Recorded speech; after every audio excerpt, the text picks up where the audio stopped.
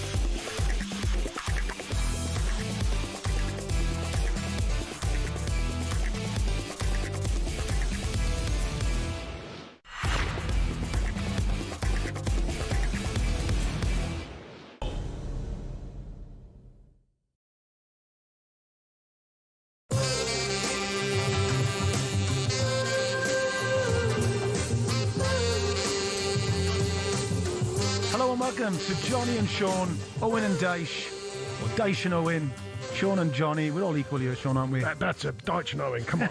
I get star billing, not you, come on. Yes, we're back on the world's biggest and best sports radio station, talkSPORT. Giving us a few hours, basically, mate. And we're absolutely not talking about international football, if that's okay. Oh, I mean, I'm gutted because it was so exciting. I know it was. I just, second time on penalties. Oh, that wasn't so good for you guys. Do you know what says everything? Have you seen that thing that's gone viral of the Italian team celebrating Bosnia winning? Yeah. I took a bit of solace from that. Yeah, exactly. Yeah. Trying to anyway. What did you make of it? It was a tough night for the sort of Northern Ireland, Republic of Ireland, Wales. Yeah, hard on it, penalties. I mean, they got to decide again. I think you were mentioning the history of the game. They used to toss a coin. You did? So what do you do? It's better than that to take penalties, I can assure you, but it's still tough, yeah. I couldn't agree more. So, I always say to English mates, because over the decades they've had some real heartache with penalties. I said, "God, there's nothing between the two teams. You could have won, and it was decided on penalties, which is a late goals, VAR, and all the rest that comes with football. Coin toss. And in the past, that's how they used to decide games. Yeah, which is crazy, really. Yeah, exactly. But the penalties are kind of the same, really, aren't they? Yeah, look, everyone goes on about prepping for them. The best, I'll tell you a quick in the story. I think. Stuart Pearce told me this, actually. I think it was the German side. Remember when you seem to win on penalties all the time? Yeah. He said they had this system where, I think this is genius, by the way, the coach stroke manager would decide by watching the penalties your choices, and you'd have a number one and a number two. Yeah. So number one, best penalty that you normally take, say, I don't know, keeper's bottom left or whatever. Number two, top right. And he'd tell you which one you were going to take. So it takes the decision out from you. Yes. Because it's on him now, and he just goes, right, Jonnny, you're number one penalty, and that's bottom left. Wow. So therefore, you're going bottom left. Whatever happens, you're going bottom left. That's your job. I think that's brilliant. I've just let the cat out of the bag now. I know I've told everyone my secrets. Piercy told me that, to be fair. Did he? Yeah. And we got him on later, so go on, Psycho. Stay around for Psycho. Absolutely. So, yeah. I just got a bit of fun with this. According to social media, obviously you were in London last night. Brilliant. Talking to Spurs. That's brilliant. Honestly, I was in the pub just up the way, near my place I've got down there. And this guy goes, you meant to be in talks with Spurs tonight. And I'm standing next to you having a pint of Guinness. So I said, it's unlikely. I said, at least you work for Spurs and they're in the Seven Stars pub having a pint of Guinness. I said, it's highly unlikely.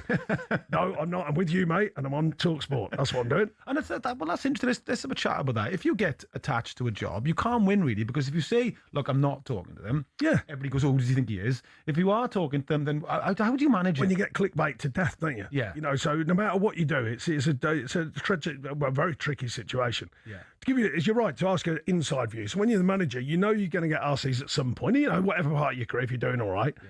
And you get asked, and then you try and be respectful, because obviously, let's use Tottenham as an example. Brilliant club, massive club, and all the rest of it. One of my first ever memories, Ricky Villa's goal and all that. So, and then you go, but flattered. And then they go, he hasn't said no. Yeah. Then you go, no. And they go, he wants it really. They say yes. They go, I knew he'd want it. And you go, whatever you say. You know what I mean? Because if you say no, I'm not interested, they go, who does he think he is? Yeah, exactly. As if he's got ideas with his station. I remember the best one ever was Merce. Merce once come out with, why wouldn't Sean Dyche be able to be given a chance at Arsenal, right? Right. Yeah. And I got caned for it. And I was like, I didn't say anything. Someone's go, who does he think he is? He thinks he can manage Arsenal. He ain't big enough to... I was like, I didn't say anything. It was Merce. And Merce was trying to be nice. Yeah. You go, so whatever you do now, it's clickbait or someone spins it and I was just thinking the other day about, like the classics night. Dyche ball and no plan B. I remember that. Honestly, and then that night, I was like, I'd read something about that. This fan was going, he's near... You've been flown by UEFA to do a talk to managers in Zurich. Well, they said they needed a paleontologist to talk about dinosaurs, so they got me in. I mean, it's mad, isn't it? People forget that side of what we do. I've had 351 games in the Premier League. Hours of coaching, badges. Well, yeah, but no plan B. You've got no plan B. I know, clueless, rubbish. You go, well, you take the heat. You take the good stuff as well. You got to, yeah. But yeah, 351 games in the Premier League, top 16 of all-time managers of appearances, and 6th in the English managers list of appearances in the Premier League. Yeah. Don't know what you're doing as standard. Football is dinosaurs and all that. You have to laugh at it. I mean, I do find it genuinely amusing now, because I know what we really do. Not just me, my staff, and everyone. But yeah, I went out to UEFA. We can talk a bit later, maybe in a bit more depth. But they asked me to go out and talk to 200 pro licensed coaches. Yeah. So I just showed a picture of a dinosaur and just said, just kick it down the pitch and run after it. I said, you'll do all right. A T-Rex. Yeah.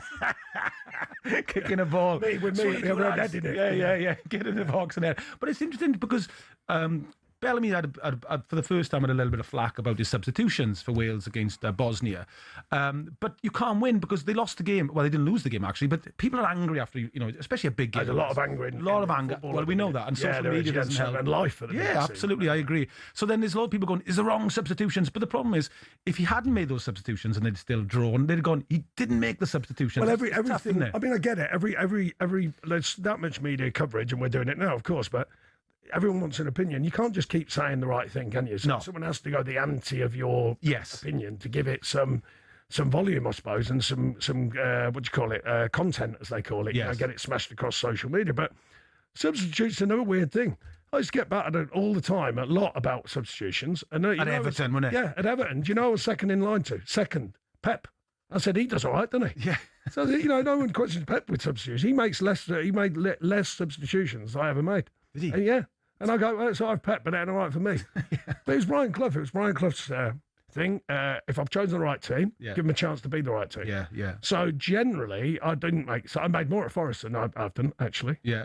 Generally. We'll talk about Forest a bit later on. Yeah, of course. And the Everton thing, I just want to say a funny story. I was out with you once, and the Everton score came in, and you just sort of give a little nod. And then that fella came over and went, I thought you'd want them to lose. And you were like, I used to manage them, mate. I know, it's weird. It's another mythical thing about, you must be buzzing when they lost. I went, no, not at all. I said, I did 2 years graft. Yeah. Real graft. Yeah. Not just me, loads of good people there.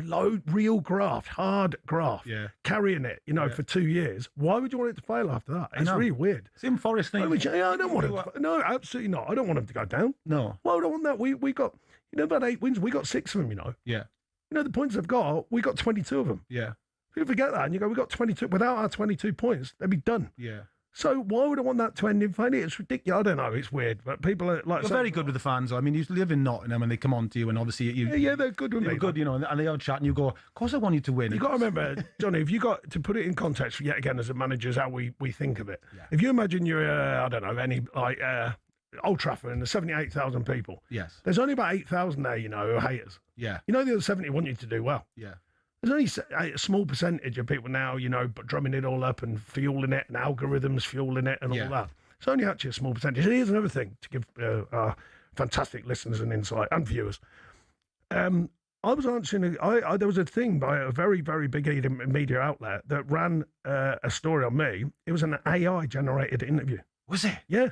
I mean, how mad is that? And pundits are out there going, oh, look at this Sean, he's having a row, so he's doing this. And I go, no, I'm not. It's AI-generated. It wasn't even real. They just made it. And a big media outlet put it out there. What is that all about? I mean, it's bad, isn't it? Because, you know, get you in trouble and you go, hang on, I didn't even say anything. It's a complete. I get it. And I think my theory is we grew up watching football in the 70s and 80s, showing our age now, but everybody kind of went to the pub. Like my football. Yeah. We went to the pub after the game with your father, or as you got older, you went to the pub yourself.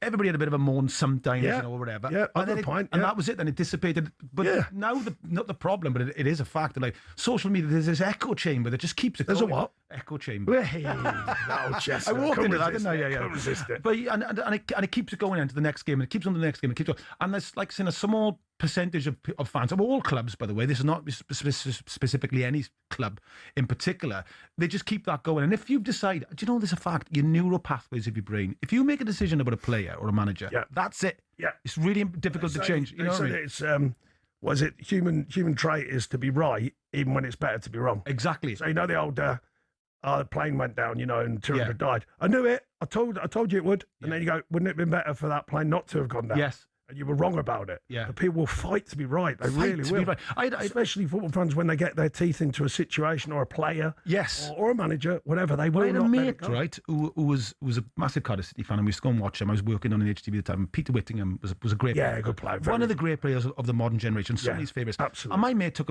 against him from the start, right? Pulled up a tackle or something daft, which wasn't his job anyway. Yeah. He just absolutely refused to give in. And Peter went on to be one of the great players of Cardiff's history, and would play, and he'd sit there with his arms, lucky. He wouldn't change his mind, because once he made that decision, that was it. And that's a problem. So as a manager, if somebody's made their mind about you, that's very tough. I used to get questioned. I used to get questioned at Burnley about my first couple of seasons about not leaving anyone up for corners. So anyway, we got, as you know, our first promotion was out of nowhere. Sold all the best players, or not the best players, sorry, sold players, got the wage bill down, and we got promoted that year. Fan came up to me at the end of that, and everyone's, it's honestly, the crowd are going wild with delight. A fan at one of the dinners at the end of the season went, hey, I've got to tell you though, you're still not leaving anyone up at corners, are you? Would you have been promoted? I went, oh, sorry, mate. I said, I must try harder. You know, so people get things in there, they will not let it go. And that's they will life. Fight to be right. Just before we come to a break, the question today is going to be, we're putting out there is we've all seen this England fan who sold his second home to second home. You know, he's not getting much sympathy, bless him. Come on. So they can go to America. Yeah. But I was just wondering, what have you done to get to a match? You know, we all know the stories of saying you're sick and then you get seen on the telly. But what, let us know. There must be some good ones. My quick one is, I had a mate who was banned really for being a naughty boy. Okay. So we couldn't go to the matches, and to the point where even yeah, you probably do. It's probably where his he's listening now, right? Where his wife was going, like, unless you give up football, you can't go anymore. Okay, so we pretended to take up fishing, so we could come to the games with a rod and That's genius, and then go back home and go like, oh yeah, I was fishing. Yeah, it was great. What did you catch? Oh, tough one today. It was a bit dry. They weren't biting. You say you have to throw them back in. That's the problem. Yeah, that's kind of fishing. Yeah. So if you can let us know your stories, sort of like how you got to a match. What did you do? We all know the stories of pretending to be sick and all that kind of stuff. Brilliant if you can tell us. And we've got loads of people coming. We've got Matt Ford on. Legend. We've got Stuart Pearce on. We got a chance. Psycho. I know. Yeah, we got to give him a chance. Ali McCoist is on to talk about Scotland. Super Ali. So we've got some brilliant people. We've been talking about, I'm glad of this, we've got an Irish super fan on. Ooh. So me and him could talk and sort of like sympathise together about what are we going to do next summer. I had many Irish players for a spell at Burnley. They used to call me Sean Dyche. Did they? You do look very Irish, I got to say. I remember first saying to him, have you got any Irish? And you were like, nope. Another one, we went into the Dublin airport with the team, stayed at Carlton House for a pre-season.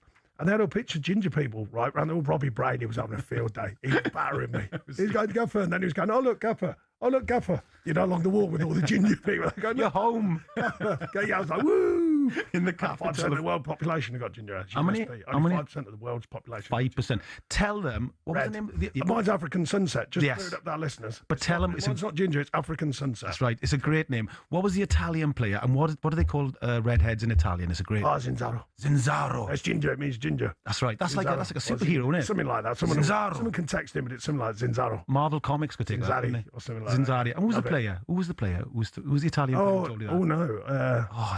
Somebody Forrest. I thought you were going to say David. Here we are, the Forrest. Barnet Carrot. The Barnet Carrot. Who was the famous Italian player who went to Forest? And he had a tough time. Frank bought him. Forest Salenzi. Centre forward. Wasn't him, was it? Andre Salenzi. Yeah. No, wasn't a great sign. Anyway, listen, stay with us. We're going to be diving deeper into the home nations. We're going to be quoting Simon later on. Because obviously he was on in the week about how he feels about the... he's very good, Simon. Very superb good. broadcaster. So we're going to be chatting about who are you going to support now if you're Welsh or Irish in the World Cup. Yep.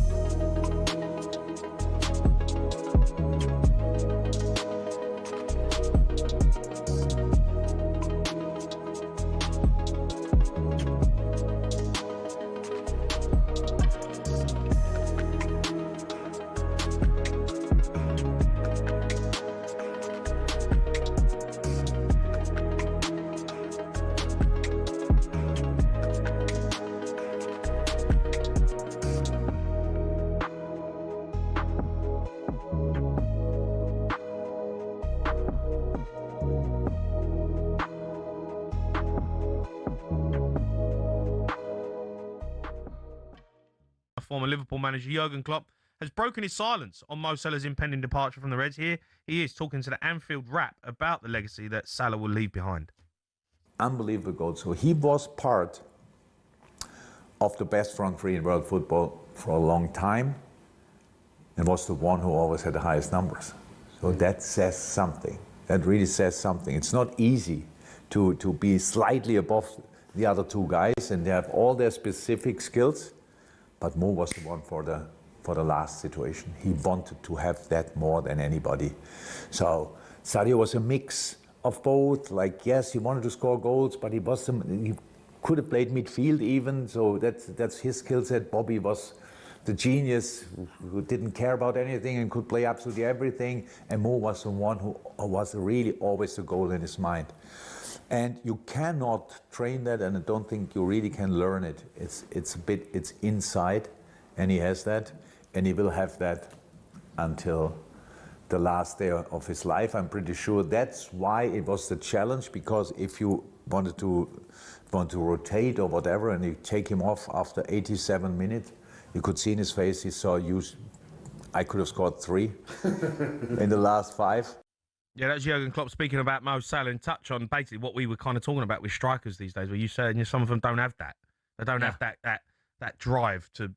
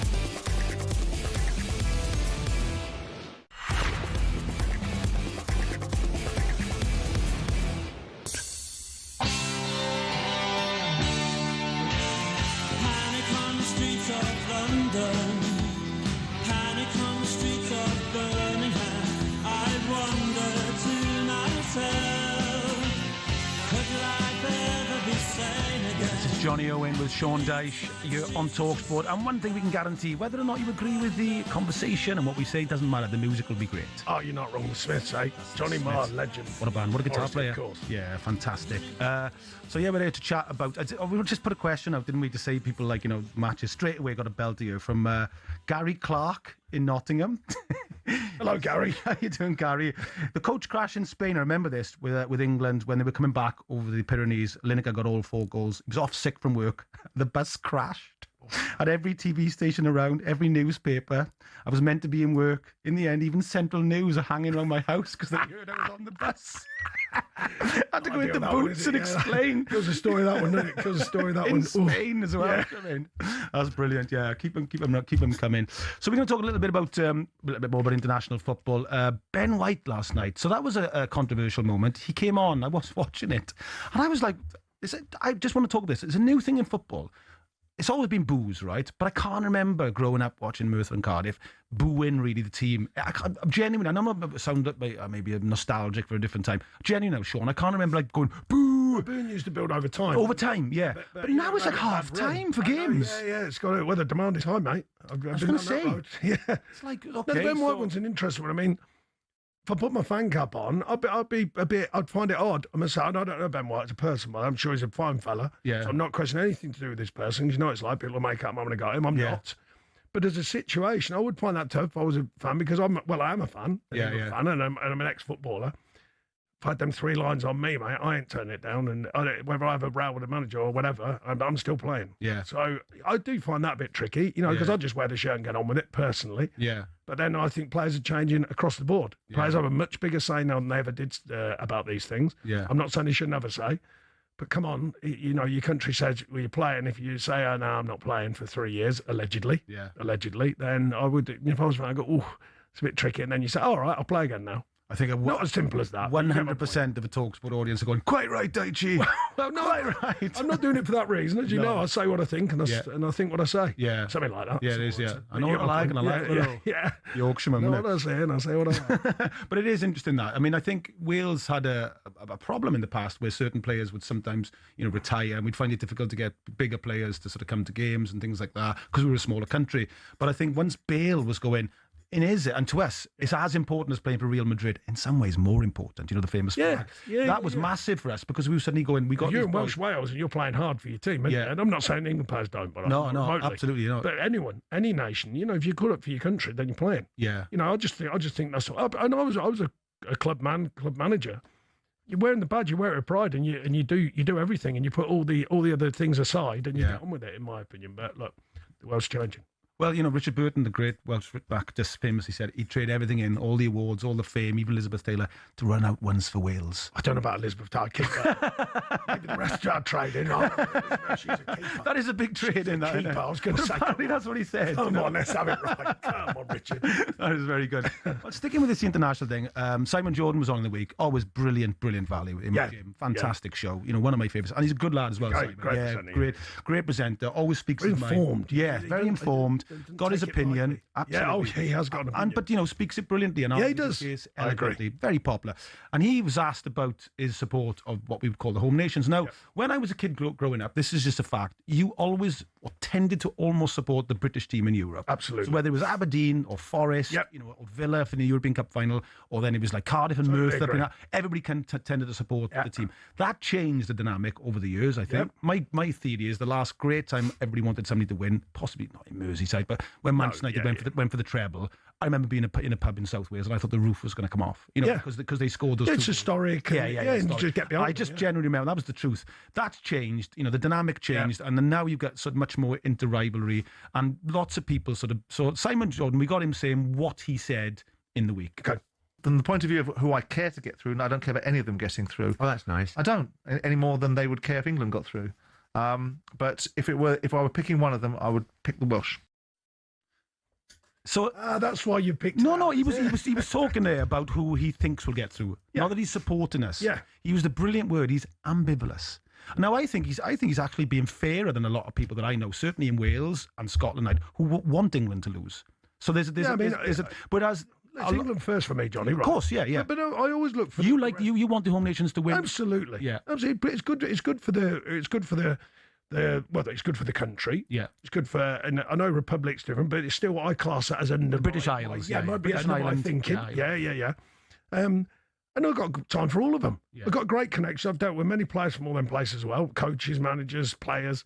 So, yeah, I want them all to do well. And now I put England first. Yeah. Rightly so, I think. Yeah. And they'd put Wales, Scotland, Ireland, everything first themselves. But no, but for me, England first, yes. But then after, I definitely want them to do well. Yeah. They can do well, brilliant. It's just good for football anyway. Yes. But it's good for the country's football. Yeah, good for talkSPORT and Yeah, Sky, but no, of course, lots to BBC. cover. Yeah, it gives. And the other thing is, it brings in money to the betterment of these nations. Their grassroots football. It all filters down somewhere or another. Yeah. It's not just about that, but the World Cup brings all sorts of goods to so many people, jobs and everything. So, Yeah. Do you know what the old Forest squad used to do? Rob used to tell me, all the boys. So apparently, one England cap is worth 3 Scottish caps oh yeah. and 5 Welsh and Northern Irish caps. Won't he used to do that when I was playing at Chesterfield? He used to say. He used to go, give over you. He said, one game in the Premier, well, the old First Division, one game in the First Division is worth 5 of yours. I used to go, oh, jeez, because I was at Chesterfield. He used to batter me about it. I mean, international football, Sean. Let's talk a little bit about England because I can speak as slightly somebody looking in at it. Yeah. I've just got to reiterate as well. British and islands. That's what I was calling. Sorry, it. British and Islands. I don't want to say Yeah, British. no, it's Islands, a good British point. and Ireland. You can take the heat. Yeah, exactly. I'm a Welshman, so I understand this. But international football for the English is a very different thing than it is, I think, for somebody like me, Wales. Where I was saying this this week to somebody. Did you know that the population of the West Midlands is double that of Wales? It's unbelievable. We're roughly equal to Greater Manchester. So we do punch above our weight in that respect. Northern Ireland is half of that. Uruguay. Again. Uruguay, yeah. They're the only other ones. Wales is still yeah. the smallest country to ever reach a semi-final of a major tournament, population-wise. England is different. The expectation is much higher. All the rest of it. And I just want to talk to you about that expectation. Scotland are in the World Cup. Delighted for them. Yeah, Delighted people like Ali and Martin Compston. Doing a brilliant job there Done a as well. great job. What a job he's done. Yeah, So absolutely. great for Scotland to do that. England's different. You're expected to win it now, aren't you?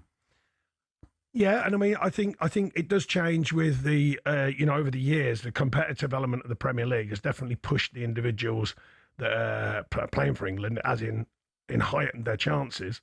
What I would say is the pool has got less because the Premier League, 25 years ago, or whatever, in its first season, you look at the amount of English players then who are available for selection. Now look. 'Cause there's not as many playing, but the demand of the Premier League is pushing the standard. Yeah, so they've raised the standard. Yeah, so less smaller of a pool, but higher standard. Higher standard. Very yeah. interesting. Yeah. So I think yes, there should be a demand. There is a demand, but you still got to double check it. I think we're 4th in the world rankings, or something, 4th or 5th. Yeah. We've never quite been up there to win it. That's the next step. Nearly. Of course, Gareth. So Yeah, close. Gareth. But Gareth Cat's question, I think, did a brilliant job. Absolutely brilliant job. That final bit, it's like they go about. Even like say whoever wins the second division this year, second division as in league football, they go, oh yeah, but it's second. Do you realise how hard it is to win titles and win leagues and win the final moment when it comes to it? That is a very difficult moment.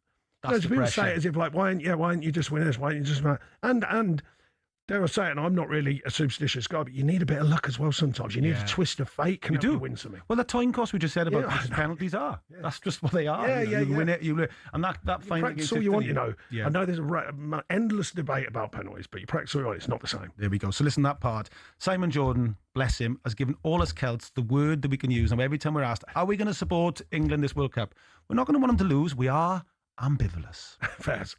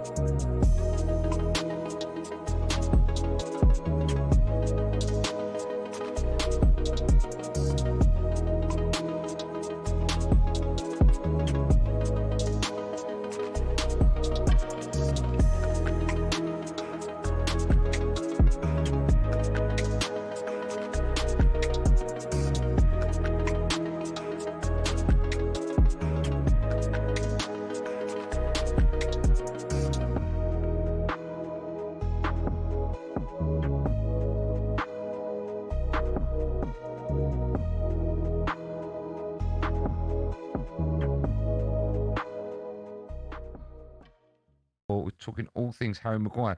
Johnny's a Man United fan. Jonathan? How are you doing? You okay? I'm great. Very well, man. How are you today? Yeah, very good, thank you. What's that noise? Have you just opened your wallet? No, you have to excuse me. It's the police going past in Hereford, which means there's probably a cat stuck in a tree somewhere. Okay. Well, just be careful. Oh, yeah, I'm being safe, mate. Hands free and all that. Good, good. Go on, off you go. Yeah, talking about Harry Maguire. So, I'm a United fan. Has he let the club down on numerous occasions? Yes, he's a bit of a Marmite player. But with regards to England, I can't think of a time he's ever actually let England down. Yeah, good Yeah. point. Every time he's put an England shirt on, he's always done a job. Yeah. And that's my biggest thing. Would you start him for England? I'd start him for England, yeah. You would. For his experience, for his age, yeah, I think he's a solid centre back. He, like I said, never let him down. Are you pleased that he's sticking at the signing? back with Gay. Are you pleased he's signing another year at United? Yeah, definitely. Yeah. He brings a lot of, like, you've seen him over the last few months playing under Carrick. He's brought a lot more composure to that back line. And yeah, all round, I think I've been a critic of him. Like I said, being a United fan, we'll have some ups and downs with him. No, so, you know, with the England thing about letting people down, I can understand that, right? But he hasn't been in England for a little while now. No. And Konsa and Gahey look good at centre half. Stones look good.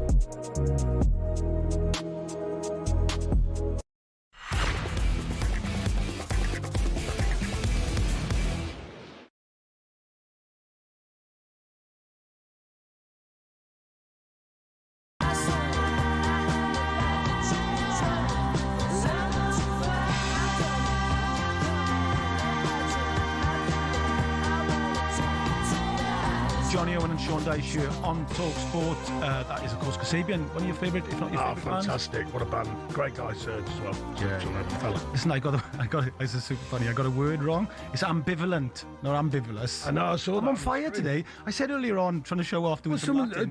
One of our amazing listeners just said that it was the fans that were sick of it for us, not the algorithm. I think they missed the point. I wasn't actually on about me, but I was actually on about the way that the world's changing. But anyway, well done you. I know they're proving themselves right. Feeling much better about life. Yeah, I told him on talkSPORT. I told him. All of them sick of him. I never meet him. You're ambivalent about it all, really. Yeah, I'm ambivalent. What did I say earlier on? I said it's all on the cost of a coin. I said earlier on. Yeah, toss of a coin. Cost of a coin, yeah. Anyway, it's me that got the word wrong. It's ambivalent. That Simon Jordan said ambivalent. That's a man who wouldn't get the word wrong. No, he certainly wouldn't. Well, we could talk a little bit about Forest. So you obviously, you went in, you did the job as best you could, and then you're not there anymore. What was it like for you? Well, I was very proud to do it because obviously I had a soft spot, still have, for Forest. Just to make that clear and to reiterate again, I don't hope there's trouble for him. Definitely not. I don't want trouble for him. We worked very hard trying to change the culture for the third manager in. Yeah. Very difficult. I had no problem with the owner, by the way. He gets a lot of flack, especially about my comings and going. I have no problem with him at all, still don't. And his son Miltos equally. just, things change. The noise changes quickly. We went in there, all the ex-Forest people, one way or another, with good heart to do the job, and I think we were doing the job. The points said that, the table said that. The demand is high now. It's like, why aren't you playing this way? Why aren't you playing that way? Why aren't you doing this? Why aren't you doing that? And that's just part of management now. You've got to answer to everyone and everything and still win, by the way. The bit what we went in there for is to win. Yeah. We got 22 points out of their total so far. Yeah. That doesn't sound like, but it is when you look at their total. Yeah. And then you go, well, actually, then that's a pretty healthy return. I think we're 8th in the form table. And, I think if it was if I'd have taken over at the beginning of the season, it would have been 12th. Yeah. Now, I'm not arguing with anyone. They can all decide good forward, bad forward, and all that. But you got to win. You got to win enough. Yeah. And in a change around season with that many parameters, then overall, I thought we were actually doing a reasonable job. Yeah. Not a brilliant job, a reasonable job, and we would have got the job done. There's no two ways about it, and they will get the job done. I hope they do. But we'd have got the job done. There's no two ways about that. I know what I'm doing in the Premier League, that's for sure. And I don't say that like I'm patting myself on the back. It's just a fact. I've been doing it a long, long time in the Premier League, and it's not an easy league to do it in. And we're beginning to change the culture and make some headway. And like I say, we can laugh about it now, but at the time it was terrible, as a famous band once sang. But, some of the stuff, when you think back, I still can't get my head around, he was working the players too hard. I've never heard anything like that. It's the only sport this happens. I know, yeah. Can you imagine? If you're a boxer, worked too hard. Too many hours in the gym, yeah. I'm sorry. Where does that come from? I don't know. Thing, isn't it? Yeah. It's a modern life thing, isn't it? Yeah. It's that utter woke stuff in it that people say that I talk about. I don't know what I mean. Do you know what I mean? That's a woke nonsense. It's like, you ran a marathon. What was the problem this marathon? I ran too many marathons. Yeah, practiced too hard. I'll tell you another one that kept. The manager hasn't bonded with the players. Where did that come from? Do you think Brian Clough used to go, I'm sorry? Yeah. Sorry, Ginger. Yeah. Ginger, young Ginger. Hey, what's your name? Sean. From now on, it's Sean. 30 seconds later. Hey, young Ginger. No, I don't think he was saying, sorry, I'm bonded with you. Yeah. No, I'm not making out Brian Clough. But a manager, really? What, a manager? It used to be, in my day, you looked at the manager and you got on with it. Yeah. And you bonded to them. It was like, get involved with the manager. Do what they'd like you to do. Because guess what? All we want is the best for them. I've had my day. When I work with players, I explain it clearly to them. My son's here today. And Max... and he's with me today listening to the... Plays for Northampton Town. He does, and going along all right and doing well. But anyway, I give him the same advice. And I told the players this. I go, I care about you. My days are gone. My days of a player have gone, but all I want to do is rub off on you and help you to get better. Yes. It's getting harder. Yes. You look straight through it. It's like, oh, no, my agent said this. And you're like, really? Yeah. And the algorithms... they say that. That was a joke, but I obviously, in case I realised it wasn't the algorithm. I'd probably Gorillams ally at the moment. But no, you're into. I always say this to mates. I go, no manager wants to lose a game. No play. Like Brennan Johnson missed a penalty, and everybody, he didn't want to miss that penalty. No manager. He didn't go on going, I'm going to sky this. It's like, just calm down. No manager doesn't want to play beautiful football. No. But we can't all play beautiful football every week. It's impossible. No, I know. But the demand is a bit like that now. You win. You got to remember, in a very short space of time. Well, because you're involved at Forest. You appointed me. Obviously, we all know that. get me 20 tickets for all your mates. All that nonsense that people talk about. I was the only one that said tell them that story. I was the only one that said, don't take it. I know. Because you get back for, he got his mate as manager. That's what went wrong. So he's on the board. Like you appointed me. Like you said to Mr. Marinakis, Mr. Marinakis, by the way, I'm appointing. Pal him, imagine him. Come on. It's mad, isn't it? But people convince themselves that's true. What can I do with that? I know, yeah. I was the only one Jonnny Owen only wants tickets for his mates. Oh yeah, of course. Yeah, been there for 8 years. That's all I did it for. The only people they convince themselves. There's nothing you can do about that, though. You've just got to. Yeah, and also, the thing, Marinakis, again, I'm mentioning Simon Jordan again, because he's very good on this. The dynamic at Forest is very similar to what I used to say was a dynamic at Chelsea. We've often talked about this, Sean. If you think of, say, the great managers like Busby, Shankly, Steen, they were the pivotal person of those football clubs. Manchester United was all about Matt Busby. Do you remember in the 60s, 70s? Shankly built Liverpool. What would Chelsea? Abramovich. They were still singing his name the other day. He was you say to Chelsea fans, who's the main guy? With Forest fans, pretty much all of them will go, who's the guy with Forest? You had a period where Stevie Cooper was very popular. He took him out. Of course. But it's Marinakis. Yeah. Marinakis. Those fans love Marinakis like you wouldn't believe, because, we got good mates like Lee Black, Gary Clark, Jits, those boys, Matt Appleby. They travel in Europe, right? People, and they're good people. And they're Sanj as well. Sanj. And they're going, this is the best time of my life. We're in Europe. We were in League One, just a decade back. We've been in Championship for many years, for a generation. We're having the best time of our lives. And that's in their heads because of Marinakis. Well, I think it's modern life, though, right? I'm, Yeah. I'm The owner- a it's the owner. dinosaur anyway, so I'm all right. Doesn't No, matter. but I'm 55 this year, right? Yeah. And the biggest change is what we're talking about, and it's not right or wrong. It's just a change. People Yes. forget that. When I give an opinion, it's my opinion. Doesn't mean it's the right one. I'm just Yeah. giving an opinion. Yeah. But I think I give an informed opinion. Yes. And it is changing. I mean, the flow's changing. The manager bonding with the players, and you go, no, the players should be bonding with the manager. Yeah. Not you Different got that the wrong times. way round. Yeah. Yeah. Now I get them because they go, yeah, but it's modern. They go, well, modern in what way? What's wrong with the players working to bond with the manager, not the manager working to bond with the players? Yeah. I'm 55 and I'm an experienced guy in my field. Yes. So people, it's weird now. The agents are talking to the press that the players not getting picked. Yeah, and saying, yeah. Well, they're not getting picked because the manager plays this way. So it's all that. Well, It's a different dynamic, The isn't it? blame Yeah. game comes Yeah, out yeah. in life. We all Yeah. know that. Life's changing. Yeah. The blame game is out there. People make excuse for all sorts of different things that happen in their life. Yeah. I can't remember making too many. I've got to be honest. No. I mean, people can give me stick or praise me. I take it in equal measure. Yeah. But I don't make many excuses in my time as a manager. No. There are some factual things that are going to affect you. Yeah. I mean, Tottenham's a good example. Look at the injury list. Yeah. It's very difficult. I mean, look, they've got some great players still there who are playing, but they've got a big injury list. Yeah. It affects everything. Yeah. These are things, some things are the uncontrolled. Controlling the uncontrollables now is very, very So difficult. you're not taking the job then? Seriously, no matter what I do. I swear, no matter what I do. All I know is I'm here working for talkSPORT, enjoying it and having a good crack. And even this sort of stuff, right, I try and give a serious view. Yeah, of course. But people start getting on you and that. And they go, Yeah. no, I'm just showing an opinion. I'm giving you an Yeah. inside bit of knowledge. It doesn't mean it's right. You can take it or leave it. No. But I try and give a fair view of what's happening. But this is the thing. It's a multi-billion-pound industry full of opinions. Look at us now on a Everyone's station. got a voice. Everyone's got a voice now. This is what you do. You go, all right, your opinion's valid. I've had it, haven't I? I've had it. Absolutely, That's yeah. fine. You just go, that's your opinion about me. But I know in my heart what I'm trying to do. I digress, Johnny, right? You remember, right? We beat Tottenham, funny enough, at Forest 3-0. Yeah. People saying it's the best football they've seen in the Premier League. But sorry, since the last time Forest were in the Premier League, when the glory days they played in Europe that season, including the Championship, best football we've seen.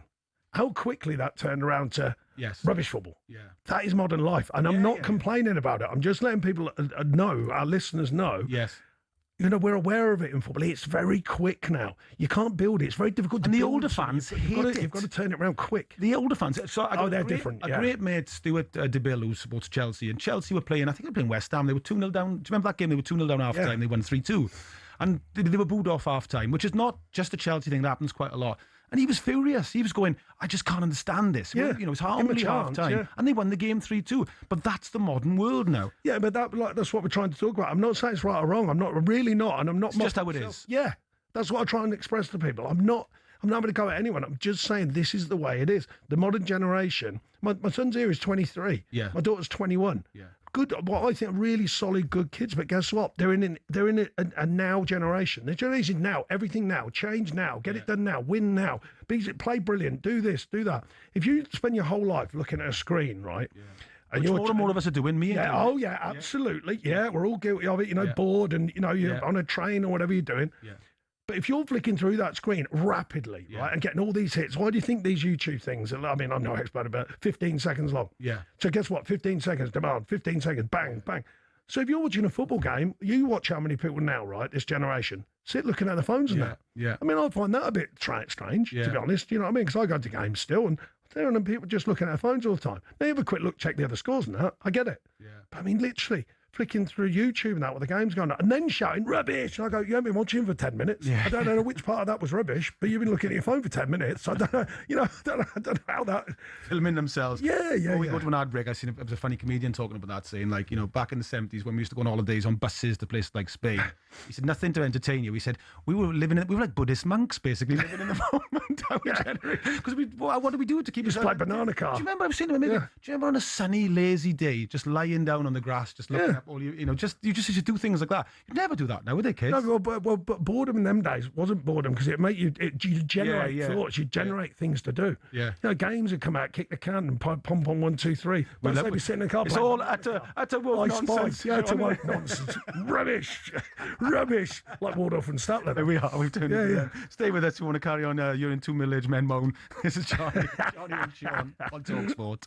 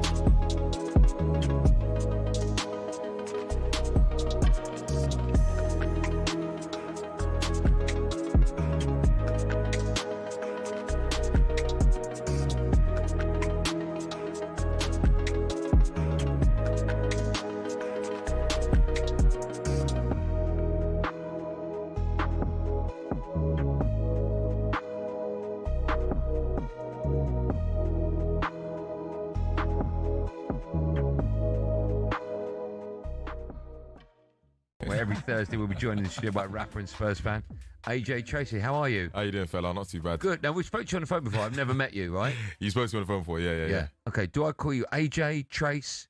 You call me whatever you want to call me. Yeah, but mate. what do your pals call you? AJ, Age. Age, yeah. Okay, Age. nice to meet you, Age. If we've had a beer, it's Age. Age, okay. Yeah, We should do that on Thursday. Yeah? Thursday's a great night to go out. Benny, I heard the fridge is stocked over here. I might be here for... Forget the food. We got across the road for a few. Can I ask what AJ stands for? AJ, it's a multitude of things, but it's just a stage name that I thought makes sense. It sounds like a normal name, though. It sounds like a government name, which is why I picked that rather than one of these crazy aggressive rapper names. I thought something that will sell, something that a mother's not going to look at. Their kid wants the AJ Tracy record. They're going to be, that name's crazy. I'm not going to buy the record. Just a nice, normal... It's a friendly name. It's a friendly name. Yeah. It's marketable. Obviously it is because it works. Thank you, I appreciate that. Yeah. You said it, not me. Thank you. Thanks so much. Thanks so much for coming in. No, thanks for having me. What are you up to at the moment? We're going to talk loads. I know you're a big Spurs. By the way, if I wasn't here with you, I'd be watching this. By the way, how nice is that? Of course I would. I watch. Is it your favourite show? Yeah, it is definitely. Oh, that's nice of you. Well, you're our favourite artist. Oh, appreciate that. Thank you. You had to say that. You know. Should we ruin the conversation by talking? Go ahead. Let's do it. You're a Spurs fan, right? I'm embracing myself. I am. Are you looking forward to football in the Championship next season? Look, the truth of the matter is, I, as a fan, I can't do anything about the situation. Is that accepted? Yeah, is that granted? Talk Sport Travel with Subway. Leave ordinary sandwiches on the bench. Bring on the new baked breaded chicken.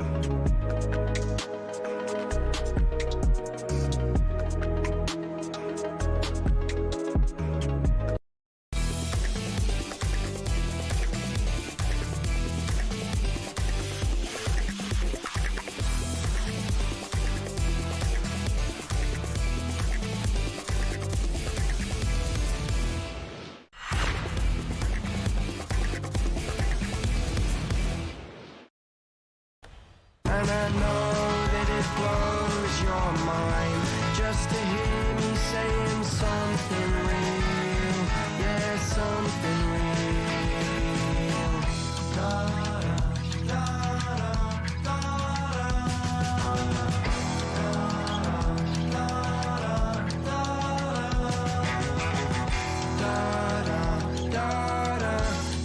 Jonnny Owen and Sean Dyche, that is Guest List with Something Worthwhile. Great song, that. Every so often I hear a song and I think, this is brilliant. And my daughter, they call them the Gen Z generation. Apparently they're obsessed with our indie bands and new bands coming through like them are sounding a lot like some great stuff. Yeah, really good, yeah. Really good songs. I don't know much about them. I'll get on them. Yeah, we'll get on them. Guest List. If you're listening and anybody knows Guest List, tell them Johnny and Sean love that song. We got a foreign listener. We've got Ashley White listening in from the Czech Republic. Good lad. I do know, and he's part of the Mickey Barrett Greyhound Syndicate. I got a little bit of share in that, and this Greyhound Syndicate, yeah, it was an All England champion, and we bought it because it was named after a mutual friend. We all loved Mickey Barrett, and we named this greyhound after him, and it became a champion greyhound. He's buzzing that you named a greyhound after him. Yeah, well, his family love it because everyone get together and. But Ashley White in the Czech Republic is our number one fan. Fantastic, thank you, Ashley. So, good lad. Getting loads of messages. Great chat, guys. Sounds like I'm making this up, doesn't it? Gaz Blade, great chat, guys. Dyche is a legend. Keep up the great work. Go on, Gaz. I know, well done, Gaz. We like you.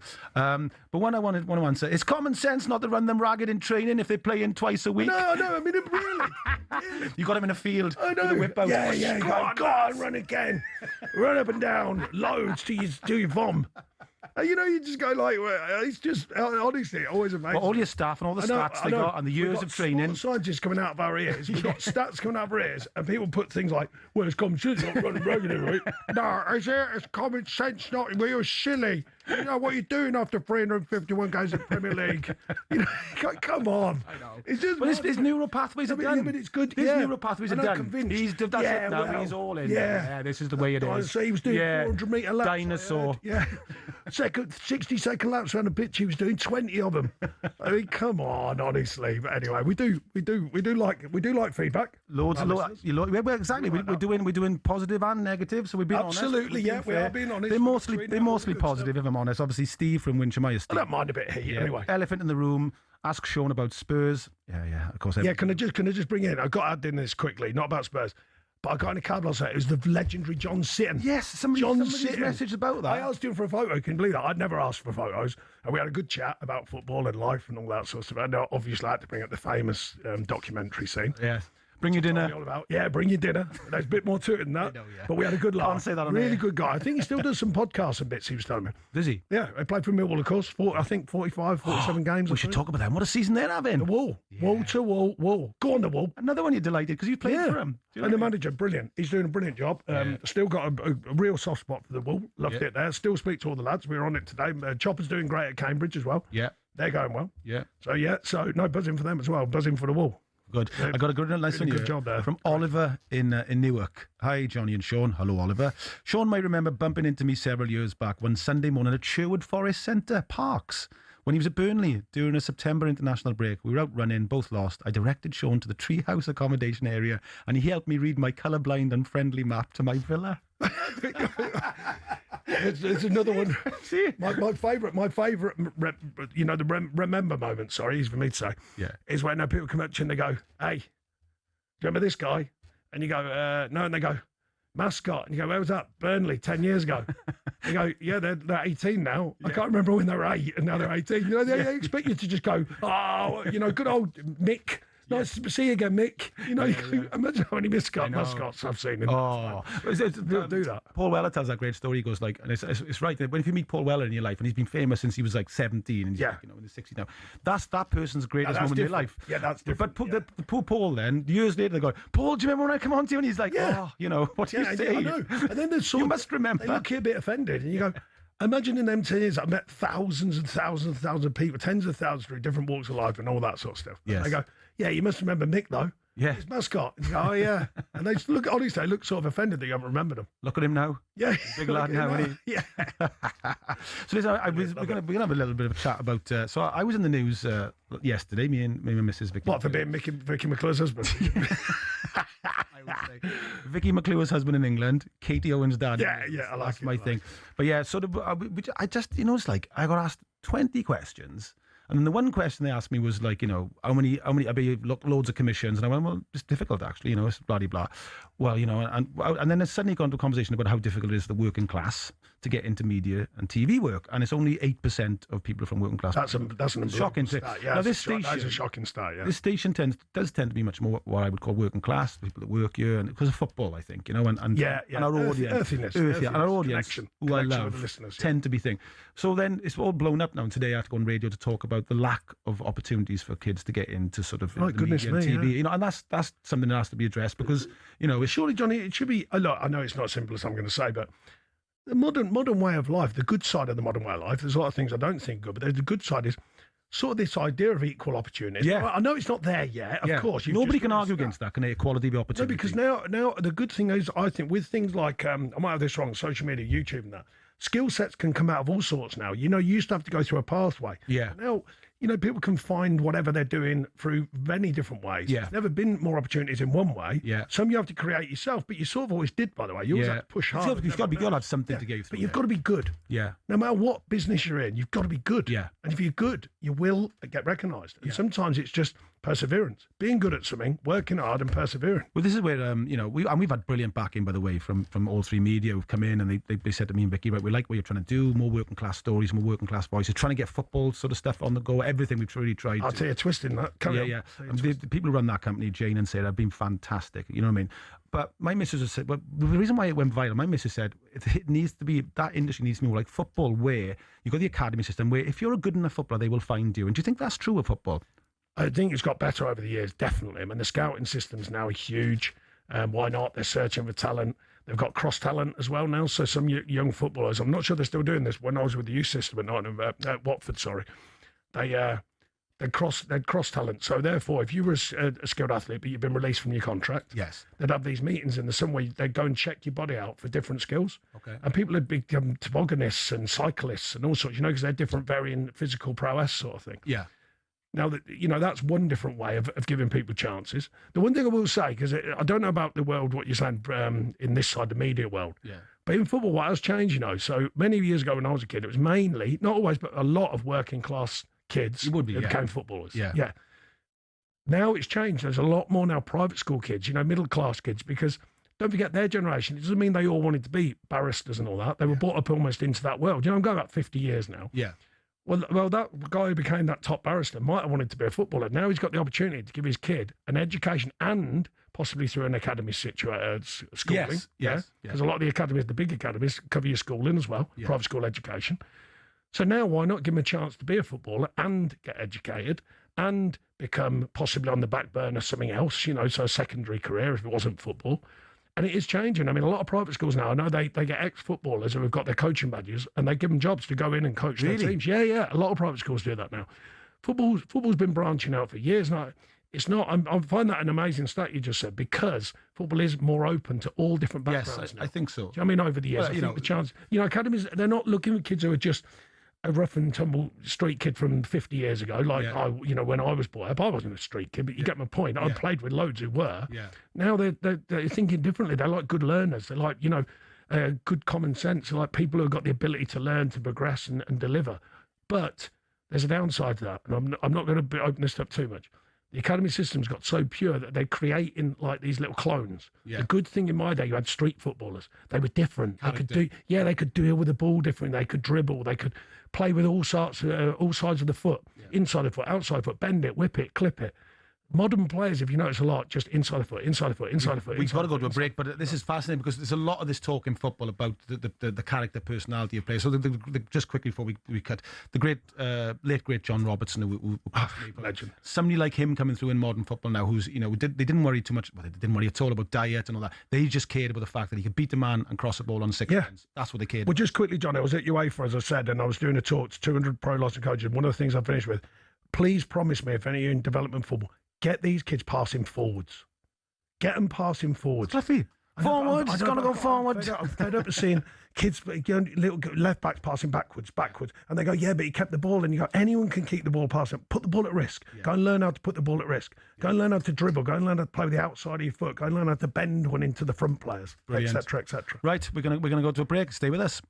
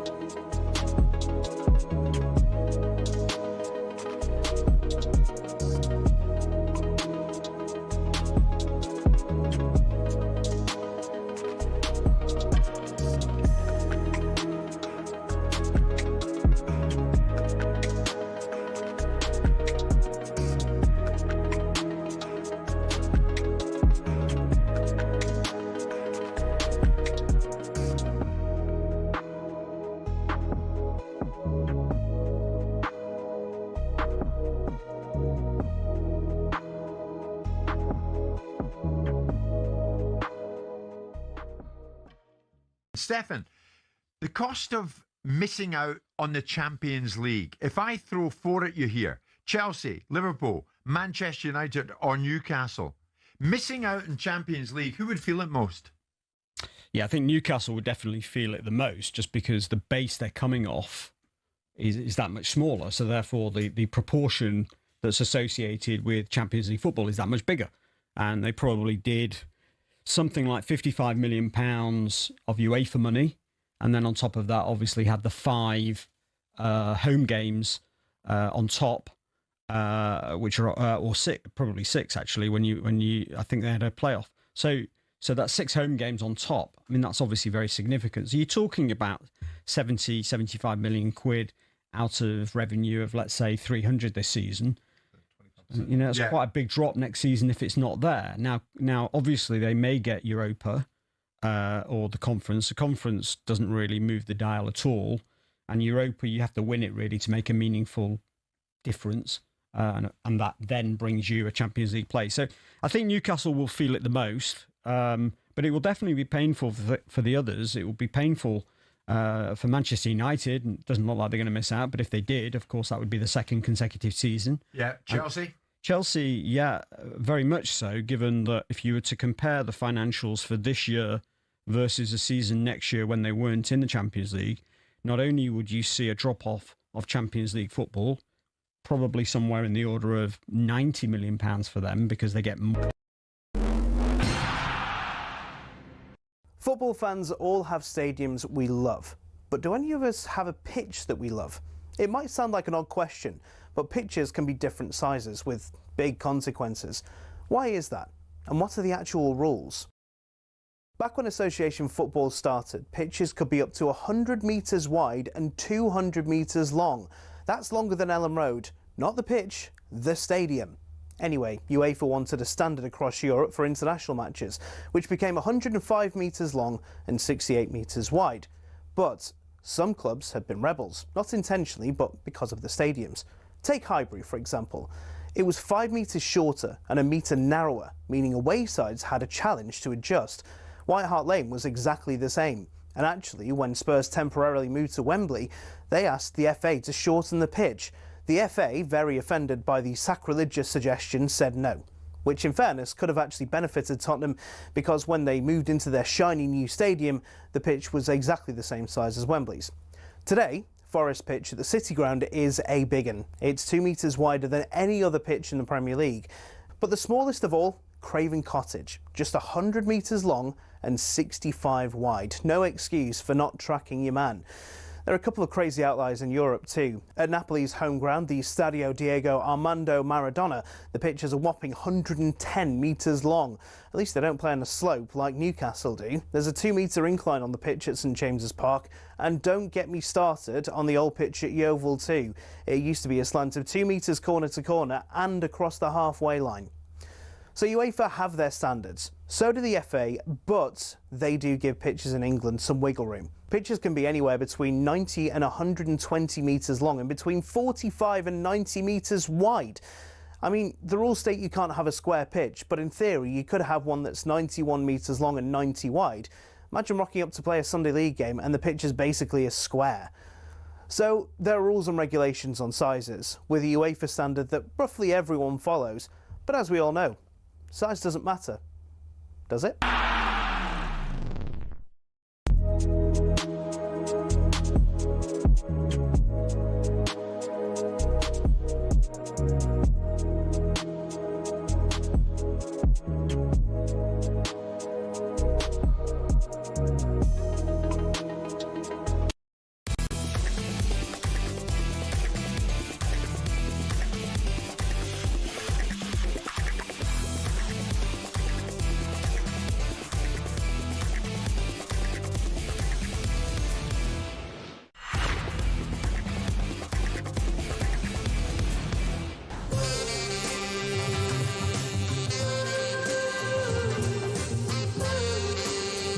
This is Jonnny Owen and Sean Dyche on talkSPORT. That is the music from a film, Ocean's 11.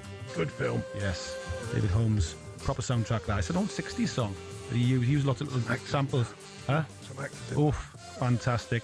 Now, I'm delighted to say we're now being joined by comedian and host of talkSPORT's How to Win a World Cup podcast. It's our dear, dear friend, Matt Ford. Hello, boys. Hey, you Reds? All right, mate.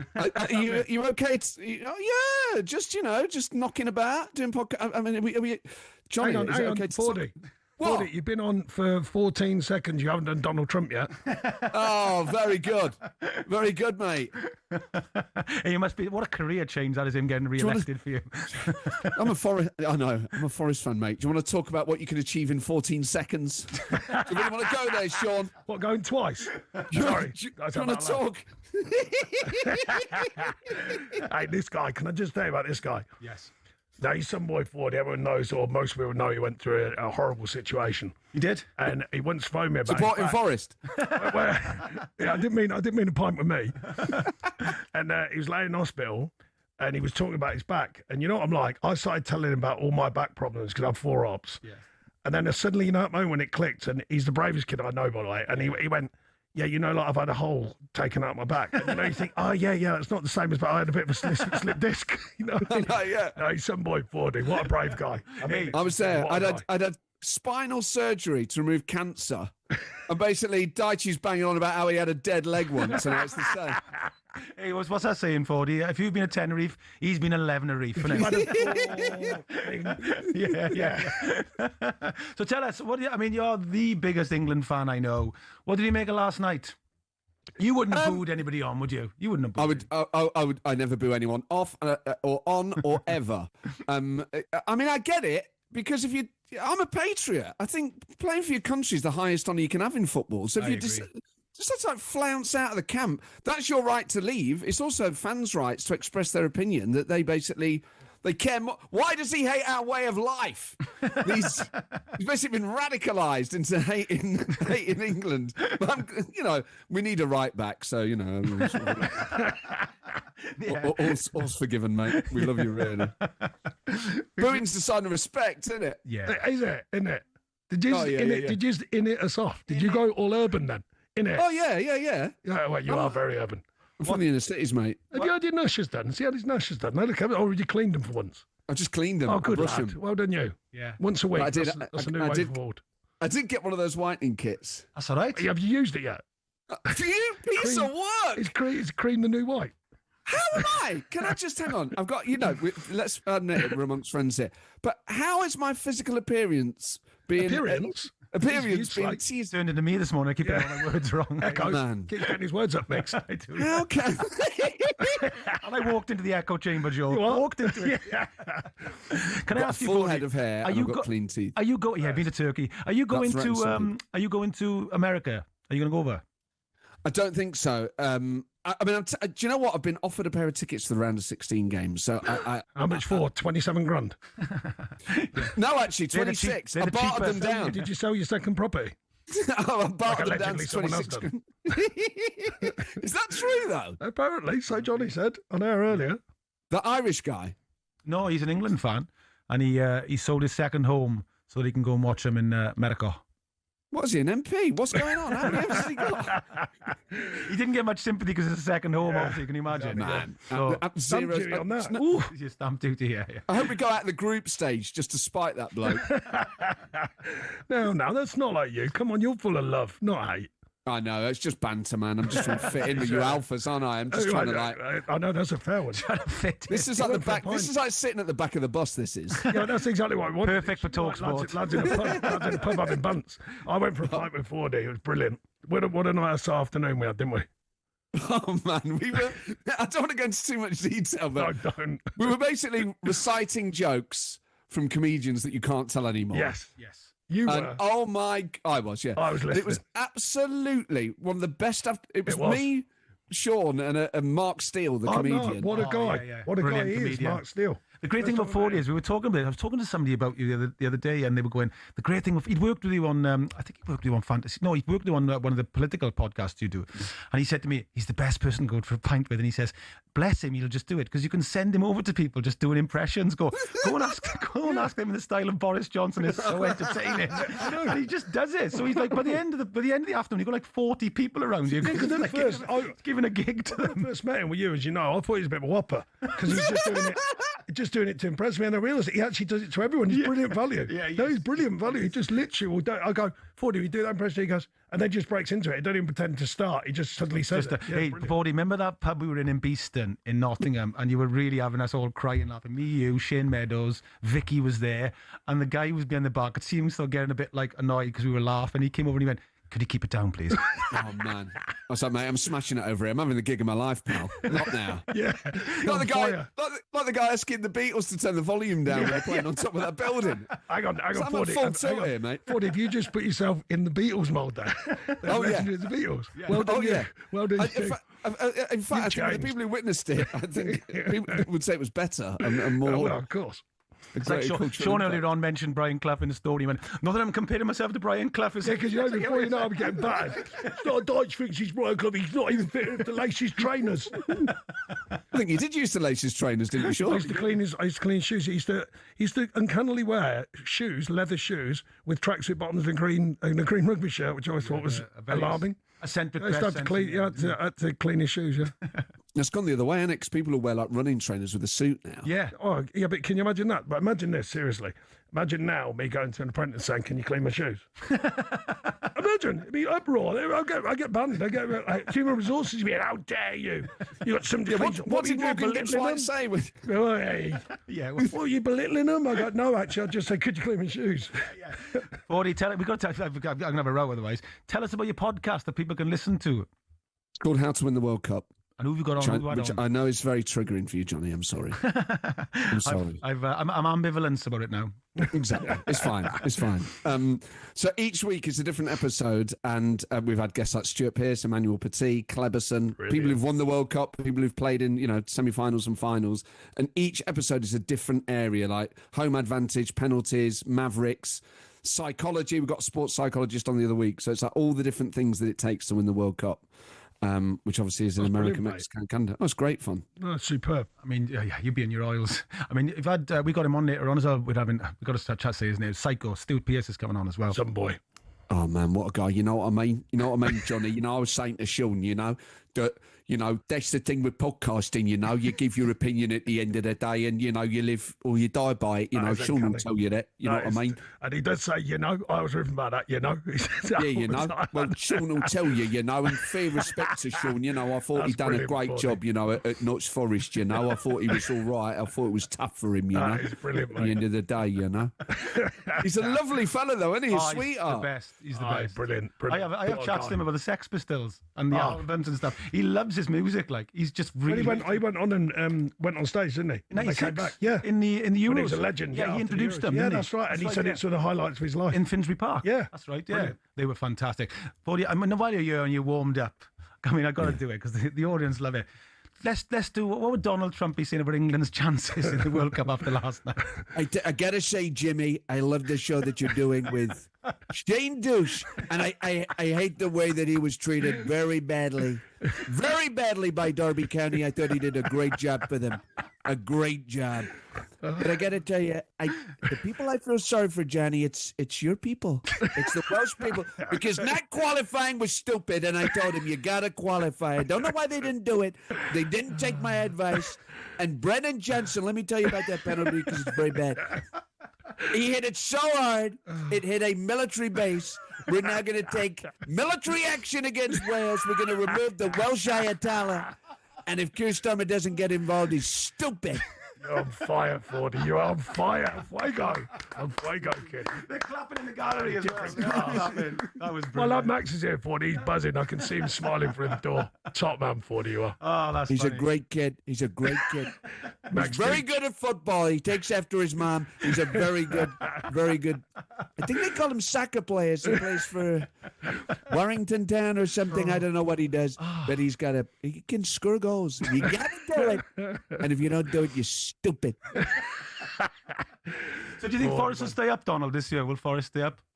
I think they will. I think they get finally they got a decent manager. That was the thing. And I said to Mr. Marinakis, you got to change again.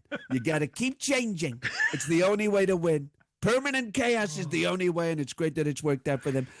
But Sean, I said to them, make sure you keep paying Shane because he get rid, but pay him good, and everyone's a winner. I feel so bad. He sat right there. It's so bad. Fordy, you're killing me, but you're killing me, but in a brilliant way, mate. I'm sorry, man. Fordy, I'm so sorry. They're saying, like the roast of Sean Dyche. No, it's all right. It's all right.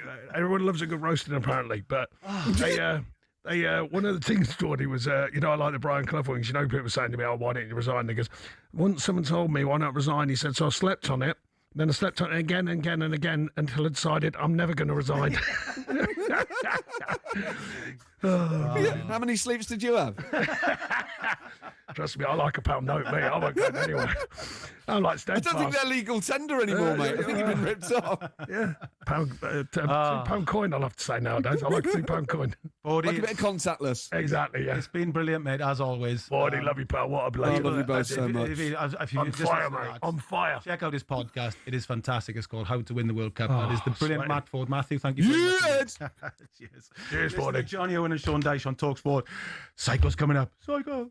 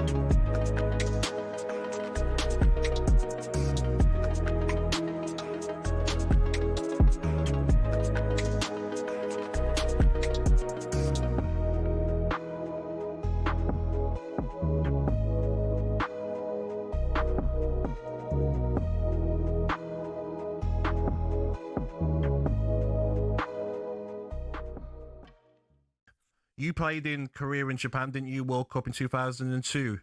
Did you find it hard, the weather conditions to play in? They are tough, and in South Africa as well. We played a game, and then the altitude, the ball moves different and everything. And if you're not used to it, as we know, we all love to go on holiday in the summer, but playing football, running around in that heat and that weather, it takes its toll at the time, and we're just not a nation that's used to that. So that's one of the major things I look at when it comes to that tournament being over there. What about strikers? We know Harry Kane's going to go, but if you looked at the Euros, he was injured, wasn't he? And Gareth Southgate was still playing it. Maybe they didn't trust other strikers in the squads. What do you think of tonight? Do you think Solanke and Calvert-Lewin have to put in a performance? I think it's their chance of breaking in, isn't it? It's their chance of solidifying themselves in that talk of being the one to take over, because we really don't know who's going to take over from Harry Kane or what it's going to look like after he leaves. I was always an advocate for Ollie Watkins, because he just gives you something different. Yes. At times, Kane comes to feet a lot. He's fantastic at turning.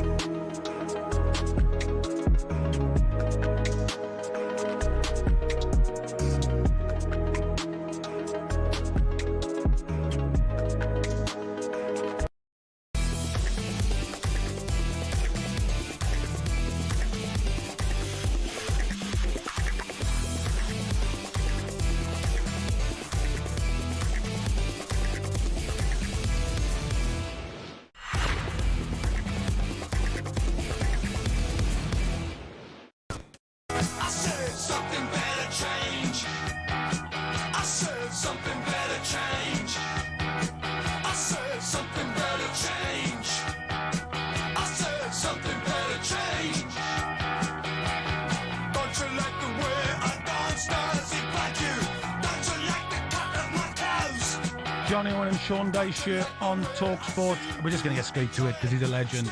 Delighted to introduce. Do you want to do the chant? You always do. Definitely. Go on then, let's do it. Ready? Psycho, psycho, psycho. It is the wonderful. There he is.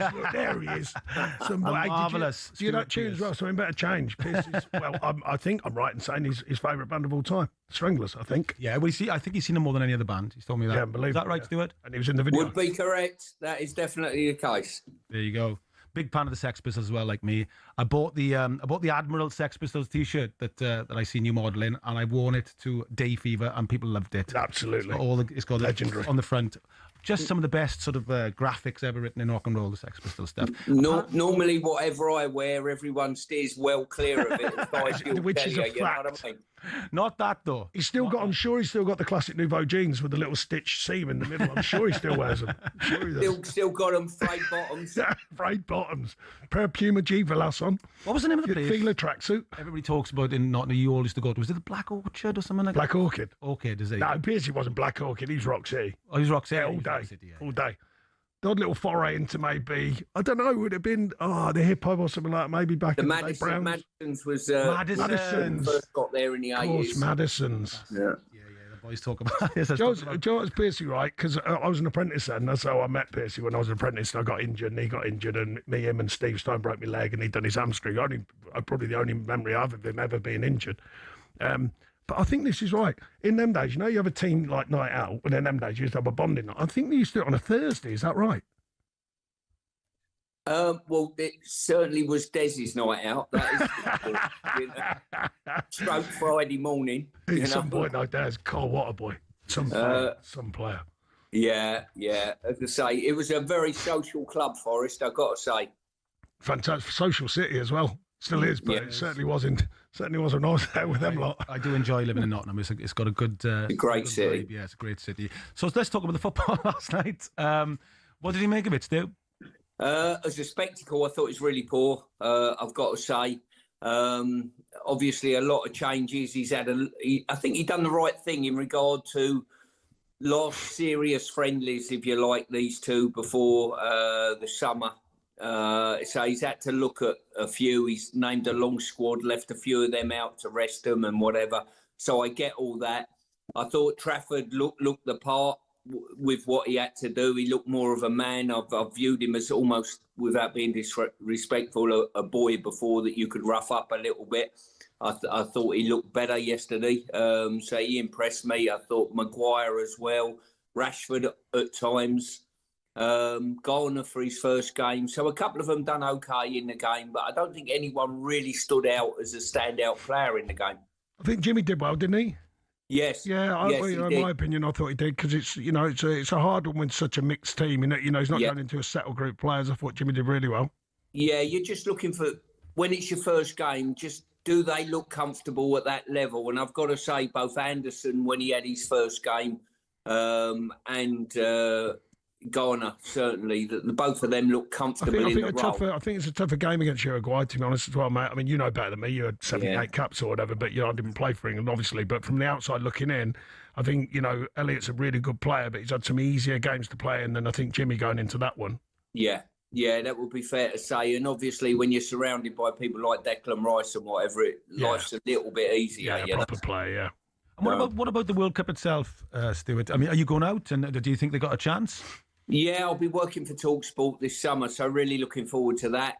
I think a lot of it depends on the draw. Obviously, climate will play its part in the tournament as well. But your draw and your route to the final will be a big thing, as I've found out over my career, sort of thing. If you get a decent draw, you're okay. You come up, as I did on a couple of occasions, at semi-final level against the West Germans, who were an outstanding team at the time. They kept us away from getting to a final and maybe winning a trophy. So you've got to be fortunate in that respect. But listen, we got some talent in the group. There's no doubt about that. I don't think every time we go to a tournament, everyone thinks we got every chance of winning it, and we haven't done so since '66. So I'd like to temper that enthusiasm a little bit as well. Did you see in the week? Ali McCoist was on with Gabi Abonglo, and Gabi Abonglo went, "Yeah, we just got to avoid France. We're going to have France in the semi-finals." Can you imagine, Ali? You automatically assume in the semi-finals. So English, and that can be a problem sometimes, where you're just expected to win the groups easily, and then it's not easy. It's not easy. Well, I'd say he's been through it. I haven't, but it's not easy, is it? Winning anything in football, you make out, they should have done it. Like his he was saying there. Sometimes people forget about who they're playing against. Oh, they're brilliant. West Germany, brilliant. Yeah, and you go, blooming heck, it was hard enough to get there. And then you go, well, why didn't you beat them? And you go, well, ain't that easy? They're allowed to try as well. And also, we were talking about it earlier on, because of obviously what happened with Wales and the penalty shootouts, Stuart. It's literally a time cost penalties. That's the problem. You couldn't separate West Germany and England in that tournament at 1990. Both teams, it was a magnificent game, I remember watching. And there was nothing between those two teams, was there? No.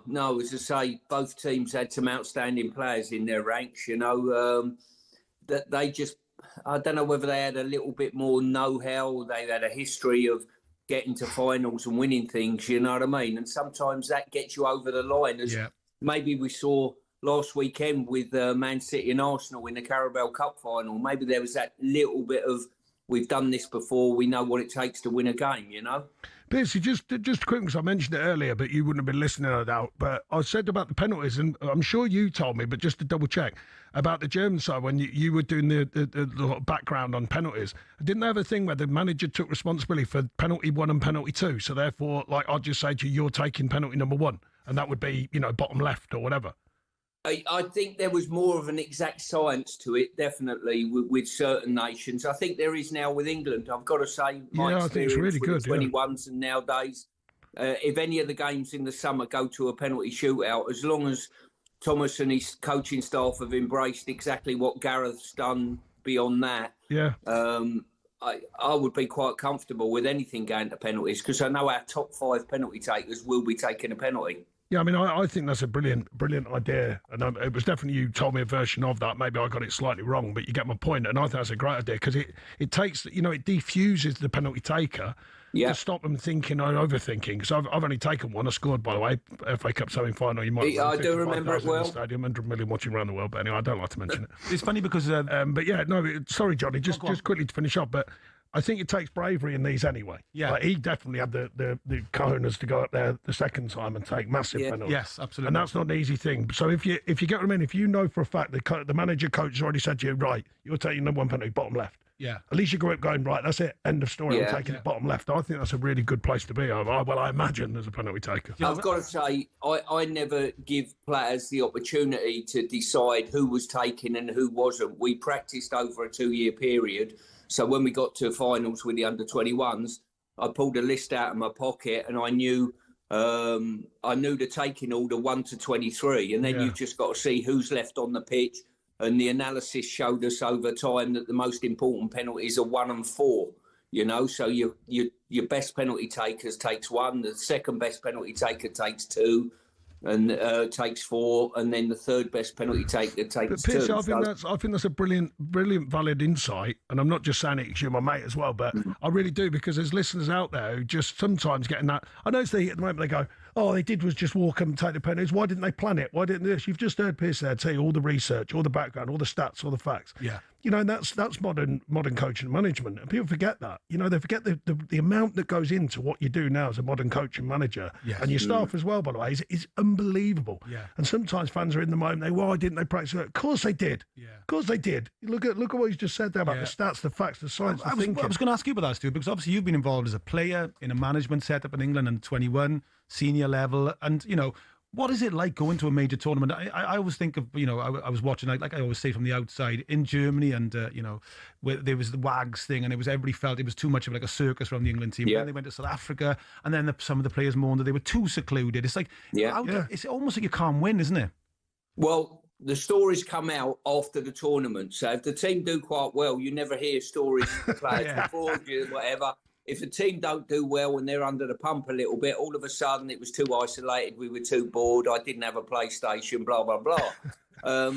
You know, so it's quite comical. You try and get the best. I mean, I was fortunate enough, I've been to tournaments as a player and a coach as well, and obviously taken teams as well. The big one for me is, at the end of a long season, don't overtrain the players. Take them to a warm climate. We always used to take our boys to under 21 level in the Olympic team to a warm climate, relax them a little bit, 1 training session a day. They don't need the physical input. What they need is to be freshened up in their mind, so they're looking forward to a tournament that's coming up. So you get that with experience and taking teams there and knowing and going back into your mindset as a player. What would you like, you know? But Pierce, I think that's a really tough, I can imagine that's a super tough moment though, because you've got to have enough time to get what you need into them tactically and to try and bond them, but enough time to get them switch off, you know, get their appetite, not get it back, but keep that strong appetite to play and be successful in a massive tournament. And I can only imagine how hard that is, mate. I know you've been through it. Yeah, you're spot on. The mental side of it's more important than the physical side. You're telling me a player after playing 11 months of a season needs topping up physically too much. I'm telling you that isn't the case, you know. And what tends to happen with England at senior level, a coach comes in, they think they know the answers. They've never been to a major tournament before at international level at the end of a season. They do it their way. All of a sudden, the tournament don't go particularly well. Then they have another 2 years, and then after that they get sacked, and all that experience goes out the door. And the next manager comes through the door and thinks, well, I know how to do it because I've managed a club team. And all of a sudden, all that experience is lost in many ways. You know, what does it take to prep a team for a penalty shootout? All of those type of things. So, but listen, great experience, but it's like everything. You need to walk the walk to get that experience in many ways, you know. The other thing, mate, we got to go to the break, unfortunately. Oh yeah, top man, Pierce. He's great to see, mate. Brilliant as always. You could have kept talking got about a tie on as well. I don't know where he's going, but I've never seen him dressed like that. He looks very well. smart. I'll tell you where I'm going. Just a quick one. I know you're going to the break. I'm going to see Wealdstone today. They're in the FA Cup. I've been there. I've been there with Merthyr. Cup Trophy semi-final. So Brilliant. it's a big day for the Loads Stones. of young players at Watford we used to put on loan there, mate, at Wealdstone. That's it. Brilliant. Talking to 2 year Merthyr Town, Kettering Town, so big fans of non-league. And just quickly before you go, Stuart, Ashley White is listening in from the Czech Republic, and he just messaged to say you were his favourite player ever. It's very kind of him. It's very nice. And tonight I'm out. I'm Ferocious Dog in Birmingham. Different class. So get the Good on you. production unit to give you a little clip after the break of Ferocious Dog. I'll be listening on the radio. Top man. Thanks for the invite, mate. Brilliant talking to you as always. Thank you Have very a good much. weekend, gents. Take care, mate. Cheers, mate. Stuart Pearce there. Stay with us.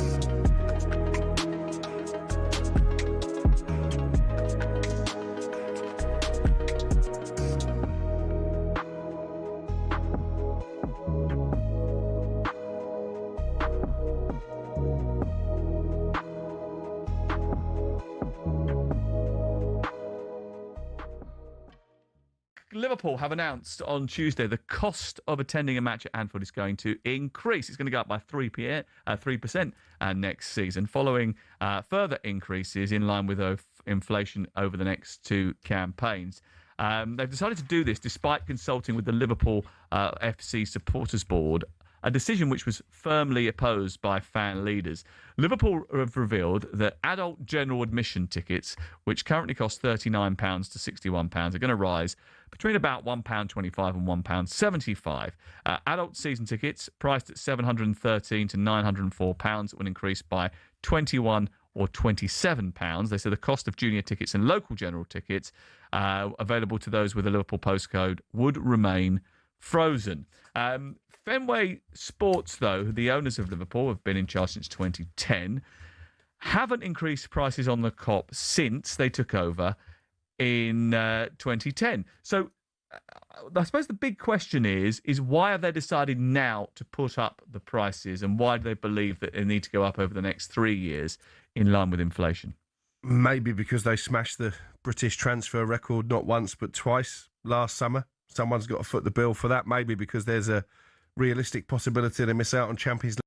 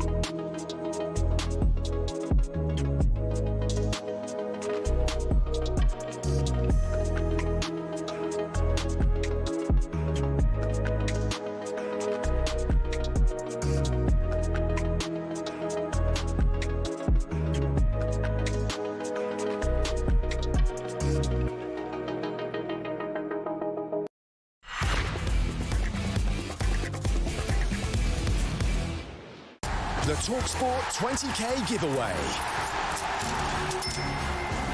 Yes, it's competition time now, and it's a belter. Just imagine what you do with £20,000. That's right, 20 big ones, because talkSPORT are giving one lucky listener the chance to bag 20 grand completely tax-free. Don't miss your chance to win this huge amount of money. Here's how to enter. For your chance to win, Text WIN, W-I-N, capital letters, to 8338. That's 8338. Text cost £2.50 plus your standard network rate. Or call 0343 418 7260. Lines close on the 9th of April 2026 at 4 p.m. That's when you need to answer your phone if it rings. So don't do what I do and have it on silent. Keep it on, what's the word? It's not on silent, not silent. 18 plus, UK residents only. This is a network promotion. Full T's and C's at talksport.com. So for your chance to win £20,000, 20 bag of sands, text the WIN, capital letters, to 8338 now. Right, over now to John Dunn at Old Trafford, where he's at the Manchester Derby in the WSL. It's a massive game and a local derby in the WSL with these two Manchester rivals. It is second hosting first, the two leading scorers in the WSL, and both of these sides only losing 2 games each so far this season. A City win and they'd be 11 points clear at the summit of the WSL. They claim bragging rights as well, all with 3 games to go, but the league leaders have failed to win or score in their last 2 away games. United unbeaten in their last 9 in the league. That was since defeat at City back in November. A win for Mark Skinner's side would keep the door ajar for themselves as well as Chelsea and Arsenal to provide a late league title race. United balancing league and Champions League. Their side today showing 2 changes from their quarter-final first leg loss to Bayern Munich in midweek. Jade Riviere is back from injury. She starts, as does Simi Awuju. They are replacing Fridolino Rolfo and Giulia Zighiotti. For City, they've had a full week to prepare following their 5-2 win against Tottenham 7 days ago. 3 changes today with the return of the Asia Cup winners. It means that Yamashita, Fujino and Hasegawa all start. They replace Keating, Carolyn and Blinkilda Brown. It's a 1:30 kickoff here at Old Trafford. The top 2 in the table. It's United versus City. There you go. Thank you very much, John. We've now got... Go on, Sean. Do your thing. Super Ali, ole, ole, ole. Ali McCoist. Look at that, boy. What a welcome. How are you, boy? There's a handsome boy now. Look at that. Listen, Johnny, that's a heck of a read. See that read? You win 20 grand. I've been doing it all week. What I normally do is I normally stop halfway through and change my top deck of teeth. I did think it's a long old read, that, innit? I'll tell you what, Super Ali, if you change his top deck of teeth, there's some work to be done there, I'll tell you. Have you seen them railings? He got more teeth than the mask. Dyche, you need scaffolding in for that. I've got teeth like an old picket fence. That's why I'm getting them done. I was away once with the boys. I was in Scotland. I was like, I got to buy a toothbrush. I forgot my toothbrush. And one of the boys went, you need a sweeping brush for them. A sunset and Usher's up. Yeah, they are, yeah. Ali, great to see you, pal. Yes. First up, obviously, huge congratulations. I know, it feels as if it's getting real now. Get into the World Cup for Scotland, a football daft country, one of the great footballing countries in the world, in my opinion, historically. Must be delighted. I mean, you haven't got to go through what we've gone through. Unfortunately, we went out. You can just relax and just worry about America. Oh, Johnny, I sent you that message, man. I was gutted. I sat and watched it. On the couch, praying we get as many teams through as possible. And it was horrendous for you. We've been there before, and as you know better than anybody, your country and my country have got serious history in those qualification games, going back to, the handball at Anfield, Big Joe, and then go back to David Cooper's penalty, the tragic night, big drop pass. That's right.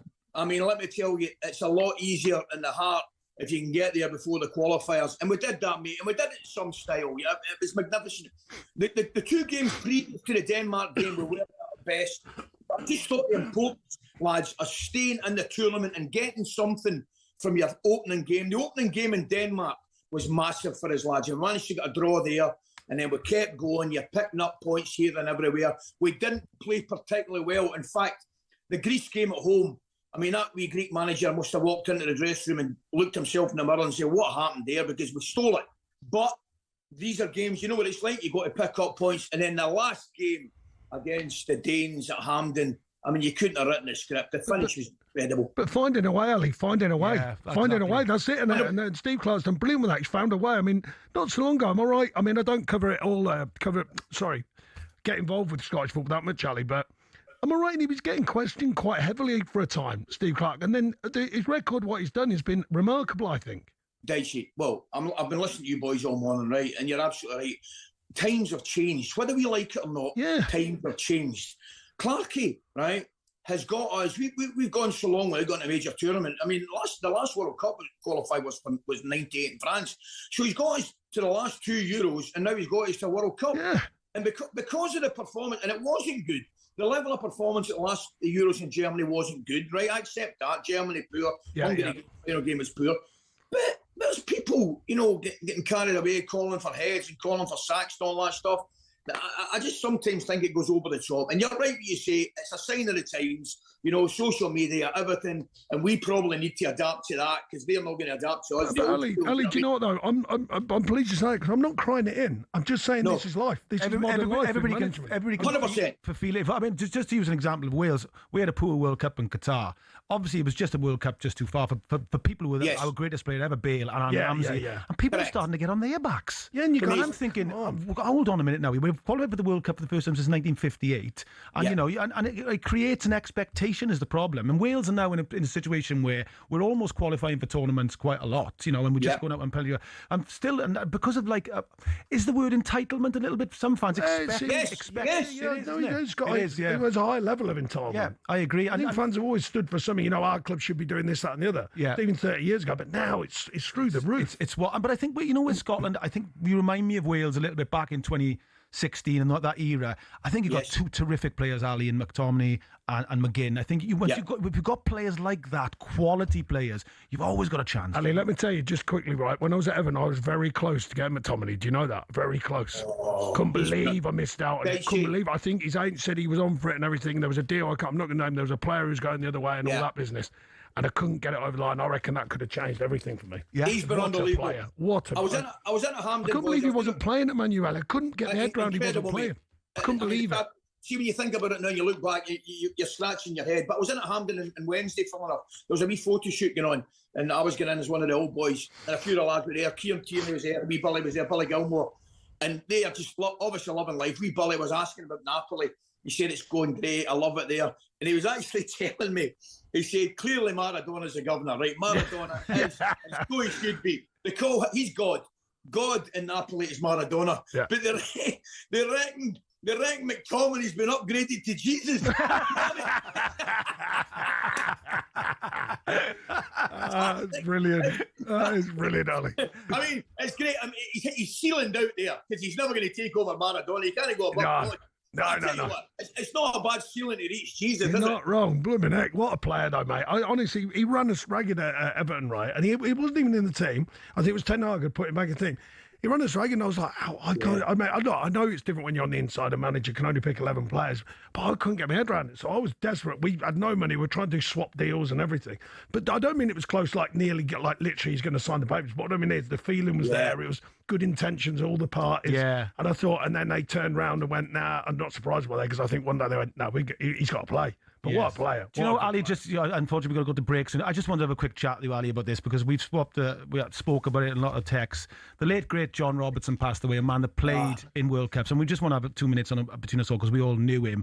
But also, we just talked about penalties today and how difficult it is and the pressure. Scotland's, not just Scotland's penalty, but a song was written about him being Scotland's penalty taker. Probably the greatest penalty in history of Scotland. Scored the one famous against Joe Corrigan with Francis getting this year.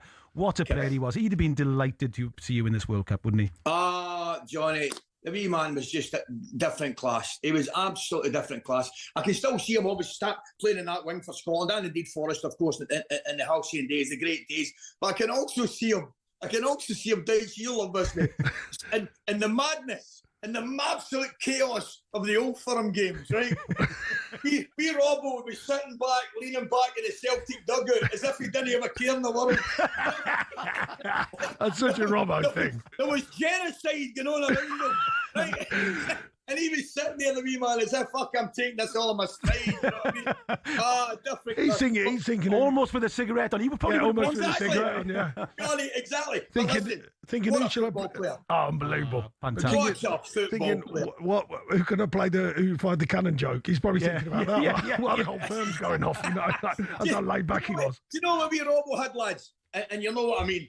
Very similar to like Chris Waddle and Davy Cooper. They had a movement top half of the body that would sell the defender. Yes. You know, the body would move one way, the defender would go in there the other way. And he had that, that slow man. Ali, you know that slow drag when he'd run, but he'd be slowly dragging the ball almost behind him, and then he'd just go whoop and just set off. Yes. That's class. I was just going to finish by saying a funny story. Do you remember the really, really famous piece of commentary where he crosses it for Francis in the European Cup final? And, Absolutely. And Barry Davis famously says, "Well, that's what I've been waiting to see Robertson do." And Robert said to me in his very Scottish accent, as if I was just hanging round all game, not trying to do that.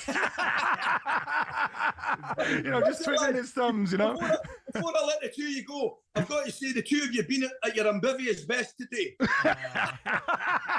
I've invented a word. Do you know the amount of texts I've had from like Scottish lads and going, "That's our word now, ambivalence about England."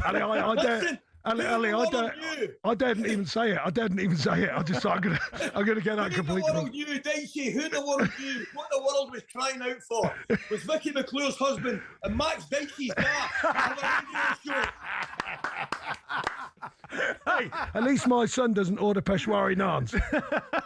Because yours did, and he's banned. His son's banned for ordering Peshwari naan. You ripped him apart. Anyone who's not welcome in my house if they order Peshwari naan.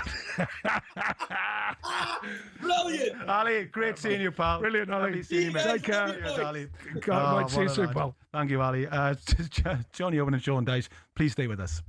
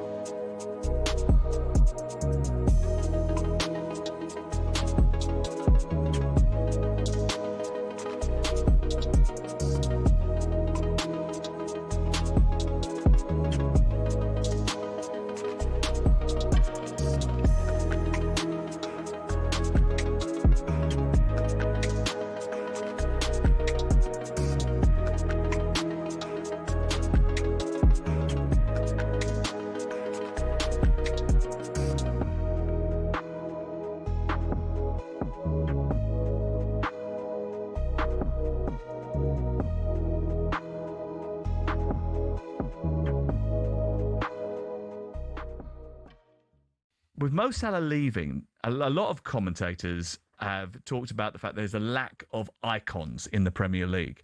Obviously, last year we had De Bruyne leave. You've had, over the course of the last few years, you've had Ronaldo back fleetingly. You've had Ibrahimovic here fleetingly.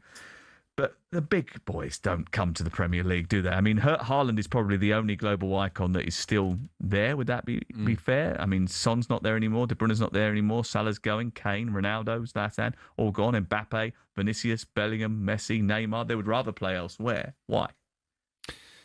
That's a very good question. I don't think there's as many superstars today as the kind of has been in the past. Obviously, Messi, Ronaldo were the two superstars, and no one could get anywhere near them. And that doesn't mean to say that others like Neymar and Luis Suarez weren't. What I would say is, I think Real Madrid's, whatever you say about Manchester United, even.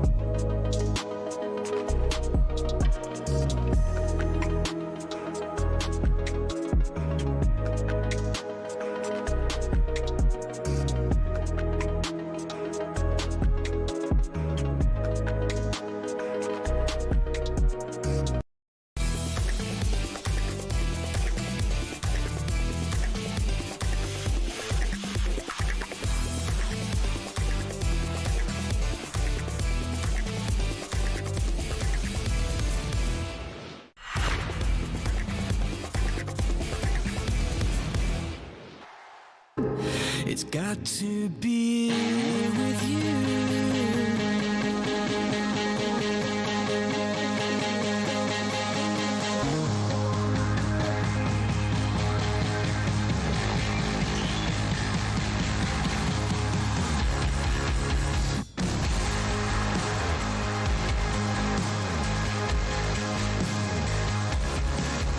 Jonnny Owen and Sean Dyche, or Sean Dyche and Jonnny Owen. That's your choice, isn't it? Yeah, definitely. What a great tune that is. New tune by Muse. Yeah. I only heard it the other day. Chris Evans was playing it, I think. Brilliant. We're hip with the kids, which is quite funny actually, because our algorithm guy is back. I really like him actually, Sandy. Sandy. He's going to have some good stuff. He's going to have some good stuff. He said that's a great name for a podcast. Yeah, we should call it that. Call it that. That's a brilliant idea. He's given us a brilliant idea. He's given us, thank you very much. And also, thanks for that. he's great old men shouting at clouds. I think it's a Simpsons thing. It was the grandfather in The Simpsons, I think. And he's like a headline. I might be wrong. That might be taken from Remember something. that grumpy old man? Yeah. I used to love that. I mean, it That was was great, so wasn't funny, it? that. Yeah, but he did ask a good question, Sandy. He says, when you're cold in the side, well, you can answer this. When you're cold inside the pitch, when you put a coat on, Sean never gets cold. In fact, I could sweat in a fridge. I'm sweating. It's quite cool in here, and I'm sweating. I honestly, it's like a disorder. My son's got it. He always says to me, he goes, Dad, you're sweating again. I go, yeah, I know. It's mad. it's mad. I've had it since, forever. Sandy, we owe you a pint, and old men shouting. Write that down, mate. Well, that's a keeper. Yes. You've been after, people want to know, will you go to Bristol City, Sheffield Wednesday, a rebuilding job there? Well, Bristol City, Roy's gone in, isn't he? It's remarkable. All right, yeah, Roy's gone in, yeah. Remarkable. 78, I think. Brilliant. Yeah, amazing for him. I mean, I won't be going at that age. I'm not even sure I'll be going next time, let alone then. Also, PD in Devon, afternoon, gents. I just wanted to pass on Stuart Pearce that moment when he banged in the penalty against Spain. I remember it well. Oh, legend. After what happened in Italia 90 will go down as an iconic moment in English sport. That shows real guts, doesn't it? You know, not just that, but the effect of that, right? So we went to Nebworth that summer to watch the original Oasis gig there. Yeah. And with Piercy. And I'm not kidding, right? People watching, I think, say the Manic Street Preachers were on before Oasis and all that, or Cooler Shaker or someone. People were turning around, and I mean thousands of people turning around, shouting his name and that, Psycho and everything. It was incredible. Yeah. You know, so the gig's on there, and they were turning around. As soon as they heard Piercy, it was bizarre. I'd never seen anything like it. I mean, he's kind of a definition of an England player to a lot of fans, because he just does everything, doesn't he? You know? I think he's still, and you know what's remarkable as well? What a guy! I mean, he just turns up at gigs, you know, like he said, he's going. Yeah, he just turns up, goes in, says hello to people, like listens to gig, yeah, but you know what I mean. Well, I learned from him. Yeah, when he started. You do the same, right? I think this is a bit of balm for my soul because I got Paul Neal on now, who's an Irish football fan. Paul, help me out, dear son. This is a hands across the Irish Sea as a fellow Celt, because they had a rough night as well. I think they were 2-0 up against the Czech Republic and went out. Paul, welcome to the show. Hi guys, thanks for having me on. Are you very well? What are we going to do this summer, mate? I mean, we actually were talking about coming over to Ireland for a few weeks and spending the time over there during the World Cup. What do you reckon? Well, you're always welcome over here. We're very welcoming nation. You probably saw some of the scenes from over in Prague. I think 7,000 travelled over without, a lot of them without tickets, just to be there, just to kind of show their support for the team. So yeah, I think it's a big shame, because you know you'd like to see like the Scots, Wales, and Ireland. I think they all do be supporting each other if one of them kind of qualify for the tournament and stuff like that. So yeah, I'm kind of in the same boat with you. It's hard to put it into words, because we'd given ourselves such a good opportunity, and then to kind of crash out the way we did, unfortunately, on penalties, it was heartbreaking, to be honest. I was over there working the game myself. Oh, bless you. I seen you going 2-0 up, and I was like, oh, that's because Wales went 1-0 up, and you know Sean's great on this, and you talk to footballers. Fans go, why didn't they stay on the front foot? But if you're 1-0 up, it's human nature to start. And it's not as the manager, they presume it's the manager. You're trying to get him to stay loose and play, but it's not easy. It's human nature. Get up the pitch, but as with Ireland, it was like you had a 2-goal cushion, and that must have made it so difficult. Oh, so stick or twist, isn't it? Yeah, exactly. Must have made it tough for you. Did something go wrong, or was it just that the Czech Republic sort of got back in the game? Well, Sean probably relate to this. You know, we went 2-0 up, but I think they got the penalty so quickly after we got the second goal that we had no time to kind of manage the game. We had no time to, game manage or, put a plan in place to kind of keep the ball a bit more or, make the Czechs kind of come on to us, Yeah, if you can quell the game for a bit, I mean, that's where game management, as you rightly said, and this is the side that fans, like you're saying, it's not they don't understand, they do understand it. The modern fan does understand about game management, but, you go to that immediate period afterwards is so important for them not to score. I know. Because if you can just see that immediate period, they get more and more nervous because they start that weird psychology where because after a goal, right, there's always an initial hit. It is. So that first bit, like, I'll give you an example, right? So this is what we do as managers. I'm not using this Irish game as a particular thing, but it'll fit in. Score a goal, get into the corner spot, away from the penalty spot, take your time walking back. Yeah. Standard across football. The reason is not to just celebrate, but to almost calm the game, bring the, draw the game, because it's a really risky time when because the elation of scoring, everyone's going mad, the heartbeat's off its, scale, the oxygen debt's there. So you look at how many goals are scored quickly on the return effort of that, when the opposition get a goal. Yeah. So you're exactly right, by the way. If that few minutes is so important, if they could have seen that through and got through that calming period, I think they would have seen it through totally. But it sounds easy, all this, but it's not. The human beings out there getting involved in the moment. There's a great bit in I did this film, obviously, I Believe in Miracles, where Ian Bowyer, they've just scored against Wolves, and I panned in it on purpose because he literally shouts to the rest of the team, get the ball. After the goal, he's going, get the ball as soon as you can. And you're right, it's like, it's Clough used to say, didn't he? It's the most time and most vulnerable after you've just scored. About the future, though, Paul, it's important to talk about, Ireland. There are positives you can take from this campaign, surely? Yeah, 100%. I think I was speaking on the show earlier just about, I think this team has shown psychologically a bit of a shift. I know people are saying that we kind of blew a 2-0 lead, but in saying that if you blow a 2-0 lead, you lose 3-2. We drew 2-2 away from home. We went 2-0 up. It's something we hadn't done as an Irish team in a long while. We lost on penalties, but I think in essence we had a chance to almost go 4-2 up, and we could have turned the penalties at penalties. We lost out on that, but I do think that there's huge psychological growth in this team. And Sean, I suppose you could probably touch on this as well, with Seamus Coleman being such a leader for the team, and to come in with effectively no minutes under his belt, to come in and produce the performance and leadership that he did. And then he did that in November as well, having largely not really played or featured that much for Everton this season. I think for him, that was obviously a massive negative, but to have him there, I think that was a huge positive. But it's kind of where we go from here.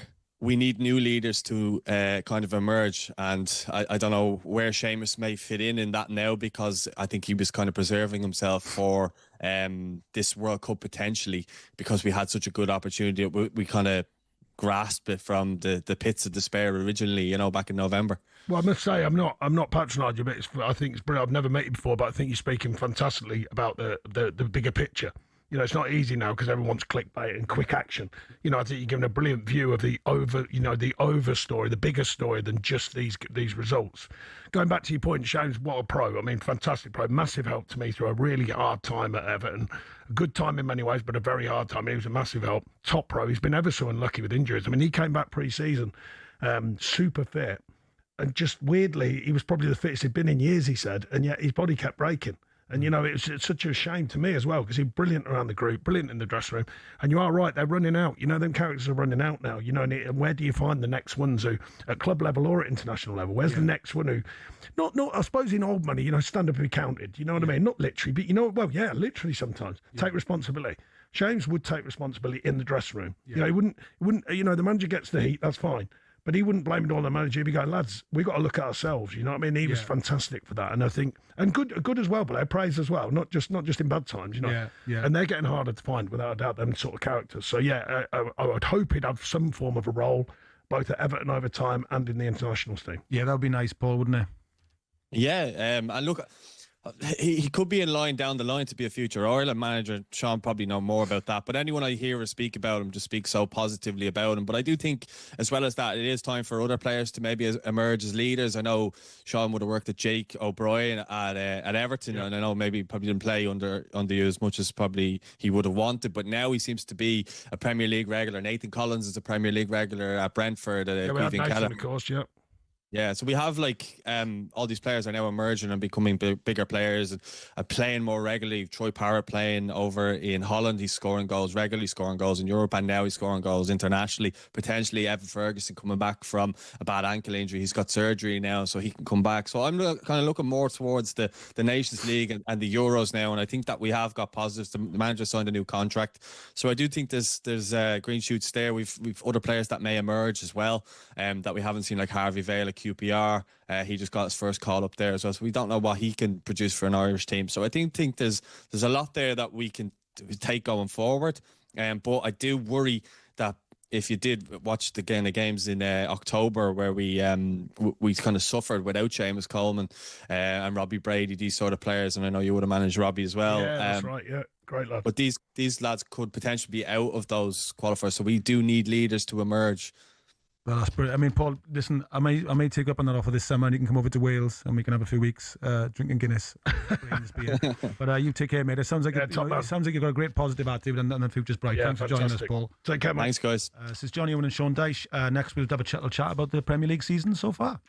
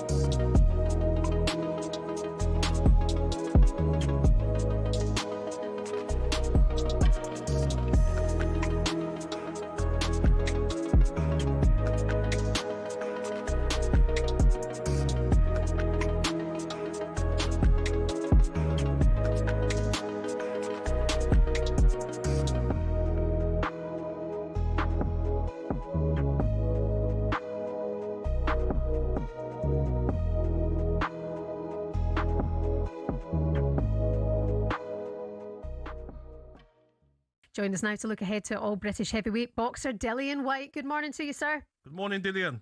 Good morning, good morning. How's everything been? Good? Yeah, good, mum. Yeah, really, really good. You gutted for the Welsh last night for no reason whatsoever? Or is it just Gabby who's hammering them?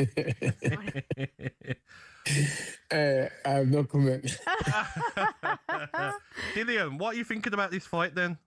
You fought both fighters, Itoma and Franklin. What are you expecting from Franklin in this fight? I think it's a good fight. It depends on what Franklin turns up because, you know, he can turn up and put on a good show and be a really good fighter. Sometimes he can turn up and be a little bit of a stinker, you know. Obviously, he's coming off a loss in his last fight. But I think that's made him hungrier for this fight. And now, obviously, we look at Mosley thinking, if I beat Mosley, I get one up on Dillian because Dillian beat me and Mosley beat Dillian. So I think he's got double motivation. So, yeah. How good is he, Itoma? You know, only 21 years of age, and we've seen his rise so far. How good is he, and how good can he be? He's very good. Obviously, they're managing properly and maneuvering properly, and obviously, he's, timing is everything in their division. We have to wait and see. He's very good. He's young. He's active. Obviously, he's explosive and stuff. But we have to wait and see. Every boxing is funny, you know. I mean, taking one fight 2 months earlier, 2 months too late can make a big difference. You know, I mean, maybe you can beat a guy now. Football fans all have stadiums we love, but do any of us have a pitch that we love? It might sound like an odd question, but pitches can be different sizes with big consequences. Why is that? And what are the actual rules? Back when association football started, pitches could be up to 100 metres wide and 200 metres long. That's longer than Ellen Road. Not the pitch, the stadium. Anyway, UEFA wanted a standard across Europe for international matches, which became 105 metres long and 68 metres wide. But some clubs had been rebels, not intentionally, but because of the stadiums. Take Highbury, for example. It was 5 metres shorter and a metre narrower, meaning away sides had a challenge to adjust. White Hart Lane was exactly the same. And actually, when Spurs temporarily moved to Wembley, they asked the FA to shorten the pitch.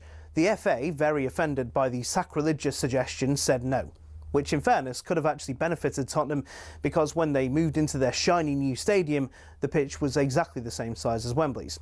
Today, Forest pitch at the City Ground is a big one. It's 2 metres wider than any other pitch in the Premier League. But the smallest of all, Craven Cottage, just 100 metres long and 65 wide. No excuse for not tracking your man. There are a couple of crazy outliers in Europe too. At Napoli's home ground, the Stadio Diego Armando Maradona, the pitch is a whopping 110 metres long. At least they don't play on a slope like Newcastle do. There's a 2-metre incline on the pitch at St James's Park. And don't get me started on the old pitch at Yeovil too. It used to be a slant of 2 metres corner to corner and across the halfway line. So UEFA have their standards. So do the FA, but they do give pitches in England some wiggle room. Pitches can be anywhere between 90 and 120 metres long and between 45 and 90 metres wide. I mean, the rules state you can't have a square pitch, but in theory you could have one that's 91 metres long and 90 wide. Imagine rocking up to play a Sunday League game and the pitch is basically a square. So there are rules and regulations on sizes, with a UEFA standard that roughly everyone follows. But as we all know, size doesn't matter, does it?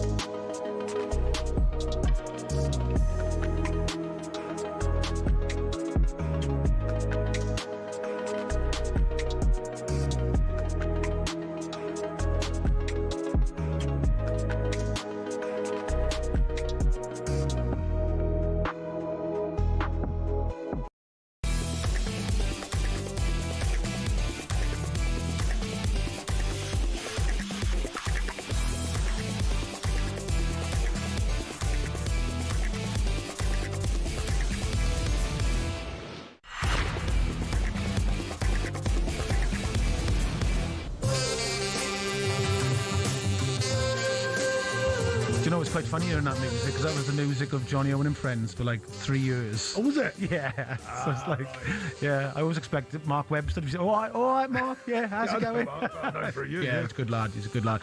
We're going to have a chat about the Premier League this year. Obviously, there's a massive title race going on and a relegation battle, as is always. A few clubs in there. Do you think it's still those clubs sort of possibly? Do you think Burnley and Wolves are gone now? Or I mean, look, Wolves are making a great show of themselves. You know, at the back of a good lad, Rob Edwards. Yeah, he is. Yeah, really troublesome season, very difficult season. Looks like they're too little, too late. You don't know, but at least there's been a real reaction. That's for sure. Yeah.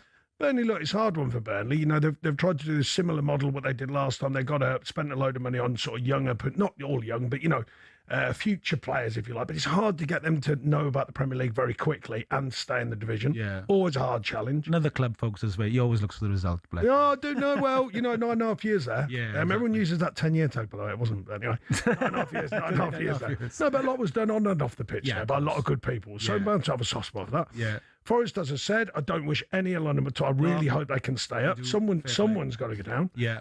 It's horrible as managers. You don't, I swear, I'm not just being it, but you don't want anyone to go down. It's a horrible thing. I've had it once, with Burnley when we went up and down and then back up again. Yes. It's really hard. Even when you're not expected to step, it still hurts. Yeah, of course. Do you know what I mean? Yeah. So, on the other end of the table, well, I mean, Arsenal, do you know what? I've got to say this, right? And it's been another annoying thing to me as a football manager. I think the best bit of Arteta's time at managing Arsenal has been the fact that he has changed. People are going, yeah, but the football's not this fun. They haven't won anything. No. I think it's brilliant management that he's gone, right, we need to find a way now. We've got to win something. Yes. So I don't get all this, but they're not doing it with style, they're not doing this, not doing that. That's modern world gone mad for me, and I mean it, because they're playing... Old men shouting at clouds. No, I know old men shouting at clouds, but it is. But I'm not defending him, because he gets loads of praise as well, so that's fair. But a lot of people, it seems to be this underbelly of, but they're not doing it this way, they're not doing line up, they're kicking the ball forward. I saw them dog it out at Bournemouth. Yeah. And they're the sort of results that win you the league. Exactly. Not the beauty, not the ones when you roll someone over 4-0, and they can do that. Yeah. What about the dogged, the ugly, the hard ones? What about winning with set pieces? What's wrong with that? Yeah. I think it's brilliant. I reckon he's changed style with Arsenal, and rightly so, and he deserves the credit for doing that, because it's not an easy thing. When to change things, when you are playing good football, you're getting lauded for the football, but you're not winning anything. You've got to win. At some point, you've got to win, and they look very much like they're going to win it. And what I really like is Arsenal fans' attitude. I know a lot of Arsenal fans, I live in that part of London, and it's brilliant to see. They don't care. They just want to win. But they want to win the title. Arsenal. Yeah, they've almost gone back to it. Yeah, they have. They've got, and that's brilliant. But I agree. Yes. They haven't forgotten They haven't forgotten that. They've gone. The older Arsenal fans we hate the fact that we played great football, never won anything. Yeah, just win this. Yeah, surely the older Arsenal brigade fans have, it seems to me, I might have this wrong, culturally they've spread the word down through the age groups, because the younger age are now going, not boring Arsenal, but they're going, Yeah, we love the fact we're winning. Absolutely. We love that. Yeah. And they're embracing it. Yeah. And that's a power in itself. If you get the fans on board and go, look, we might win it a bit ugly sometimes, but we're going to win it. Yeah. Brilliant for me. That. Brilliant. Well, I mean, if you talk about the things, the Forest stories, when you speak to all the old great, we've got Tony Woodcock coming on about Clough. The two finals were ugly wins, 1-0 against Malmo and 1-0 against Hamburg. Nobody cares now. All everybody cares about now is they won it. Another thing, players right, want to score a trendy goal. Like at the end of the season, it doesn't say whether you scored it, just score. Yeah. You know, I'm serious. Players want to do wobblers and all this. Don't go, just put it in the net. Put it in there. Best thing you'll ever do is Lineker was great at that. He didn't come off anyway, didn't he? Just in the box, just get it over the line. He's famous at the end of the season. He goes, no pitches on the scorecard. Well, there's golf, isn't it? There's no pitch on the scorecard. Yeah. But, goal scorers, the best. Ian Rush, towing it in at the back stick. Just didn't care. Yeah, but get 10 of them a season. Yeah. Loving it. Right, bit wheeling away, loving it. One arm up, Yeah. Fantastic. They kind of... Shearer's the same. Yeah, he could score a worldie, but he'd score any goal. Are they born goal scorers? There's got to be something in there. Yeah. There's something. I don't think you can teach that instinct in the box. It's like Ian Storey-Moore says that. He said it's an instinct. Oh, what a player. What a player. But he says it was just like you just had to do it. Yeah. I remember Dean Saunders saying about working with Michael Owen. He said he just sees it quicker. Yeah. And he's rapid as well, but yeah. But you could just see it quicker. You can see the moment quicker, read it quicker. Yeah. And you can help educate it, but you can't instill it. No. Do you know what I mean? It's like something inside natural talent, isn't it? Yeah, there's something about talent which none of us understand, and it's finding your talent. Look at Luke Littler. Yes. Who can actually understand at his age how he can just deliver that with such a plumb? And if there's something inside people come once a generation like Ali, was just so fast and everything, strong chin, could hit you, harpoon jab. They just find these skill sets in life. We're talking about great goal scorers. Mo Salah said he's leaving the end of the season. What a goal scorer he's been for Liverpool. Yeah, but then what about that? There's another thing about the media which drives me mad. Go on. The bigger picture media, this is football pundits especially, and I've got no problem with them, I never have done. They have an opinion, that's our job. I'm giving an opinion, you give an opinion, fine. But Mo Salah, right, they were giving him a lot of stick over the last 6 months, and now he says leaving, now they're all lauding him. And I go, hang on a minute, what's happened there? You've been giving him stick for 6 months. That's life, though, isn't it? Yeah. Well, it is, but, sometimes it's got to be a bit more temperance, I think, a bit more balance to it, I reckon. I might have it wrong, but that's I agree. When somebody's, it's like when Gareth Bale, at the very end, people go, he's starting to go a bit of Wales, and I'm like, Gareth Bale. And as soon as he retired, he's our best ever player. It's like, well, I know life can be like you say, I'm not naive to have been doing it a long time, and sometimes I'm like, just slow down a little bit. He had a tough spell for the first time in years. Years of football. I know. I mean, Harry Kane gets questioned, doesn't he? I know. His England career. Remember that? He comes too deep to collect the ball. You'd be calling him lazy if he stayed up there. What are you talking about? I know sometimes you've got to go, hang on a minute. These are fantastic footballers who deliver. By the way, Harry Kane, look at his record of delivery. Yeah. How many game after game after game. I mean, they love him in Germany. I'm not surprised. You know what I mean? One of the greats, they say, in Bayern. Unbelievable. Mind you, you should be able to score goals in Bayern. See, such a... I had to get that in there. Just to bring it back down. Yeah. I was going to just say, too, so... English, what do you make of all... You're just talking about, touching on Arsenal and the way they play and just finding a way to win and all that, which I agree with. And what do you make of all the sort of... I know it's been a big... topic of conversation, the long throws and the set. Oh my goodness! It's like I just get ruined for that. All they do is get long throws and winning by set pieces. And I go, all right, sorry about that. That's to get lauded. I mean, but that's skinny jeans, flared jeans, Johnny. Skinny jeans, flared jeans. Like I say, it's good to talk on these programs, and that's what Ali was saying. I'm not pontificating on here. No. I'm not trying to tell our brilliant listeners what they should be thinking. I'm just trying to give my view. I'm just trying to give my view. Yeah. That's all I'm trying to do. Give a view, if you like, from the inside looking out, because I've been there and worn the T-shirt. Yeah. But I'm not trying to change their opinions. They think what they want. No. But I think I have a fair view. Not a good view, but just my view. What about corners, Sean? They've got to sort that mess out, haven't they? Oh, well, tell you what they've got to sort out first. Get the ball in the quadrant. What's the point of having a quadrant anymore? They don't put the ball in it. They just put it like one hair's width overhanging the line. It's madness. Fans go mad for that. They point it. Oh, it drives me mad. You've got to get it in the quadrant. No, actual corners. Yeah, I mean, look, the cupping thing. Remember a number of years ago they had the cupping thing and... and they sort of cleared that up. I mean, the thing that I find alarming in football, I don't even look at the ball. No. And somehow they think that's all right. I don't get it. If a corner's coming in, you should be looking at the ball, but they don't look at the ball. Do you know, we swap texts sometimes with my mates.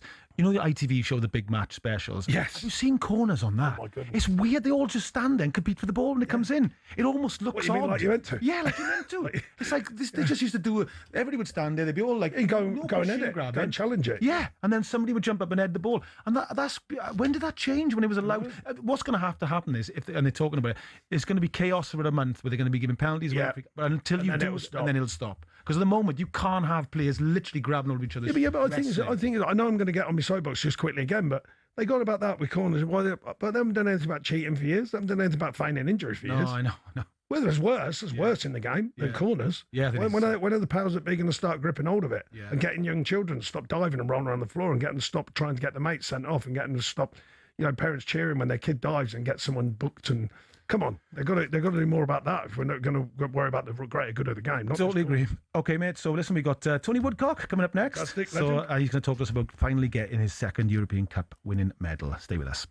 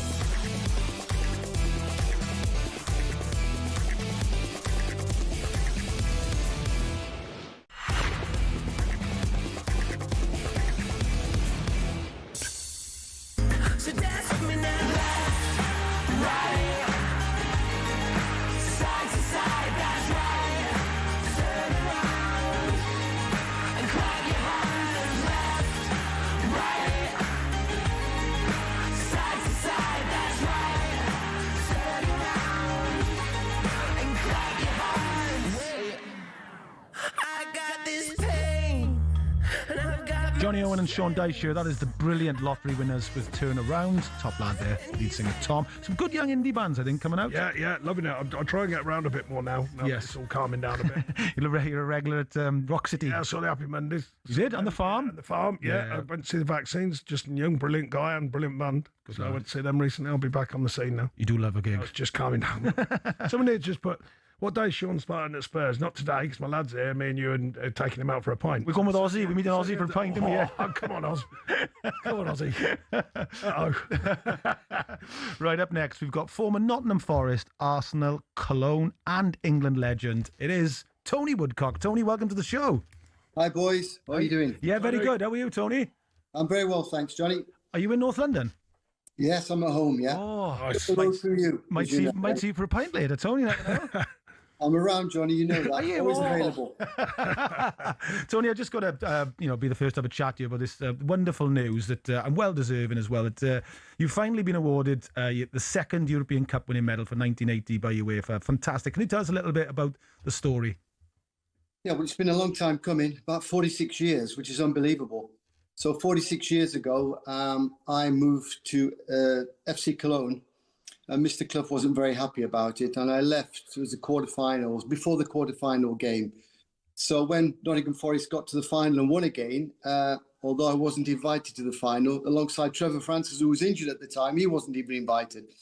Obviously, Nottingham Forest won it, and we then said, listen, I've played in 2/3 of all the games in both competitions. I deserve a medal. And he wouldn't answer the telephone. He wouldn't answer any letters.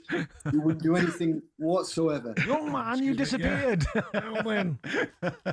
But leading up to it, when Cologne came to sign me a few months before, or came to do the paperwork, he wouldn't let him into the city ground. They had to stay in the car park, which you've got the president and the general manager of FC Cologne, who were double winners that year, champions and cup winners, who just couldn't believe what's happened. He would not let him out of the car park. And they ended up going back to Cologne without any information whatsoever.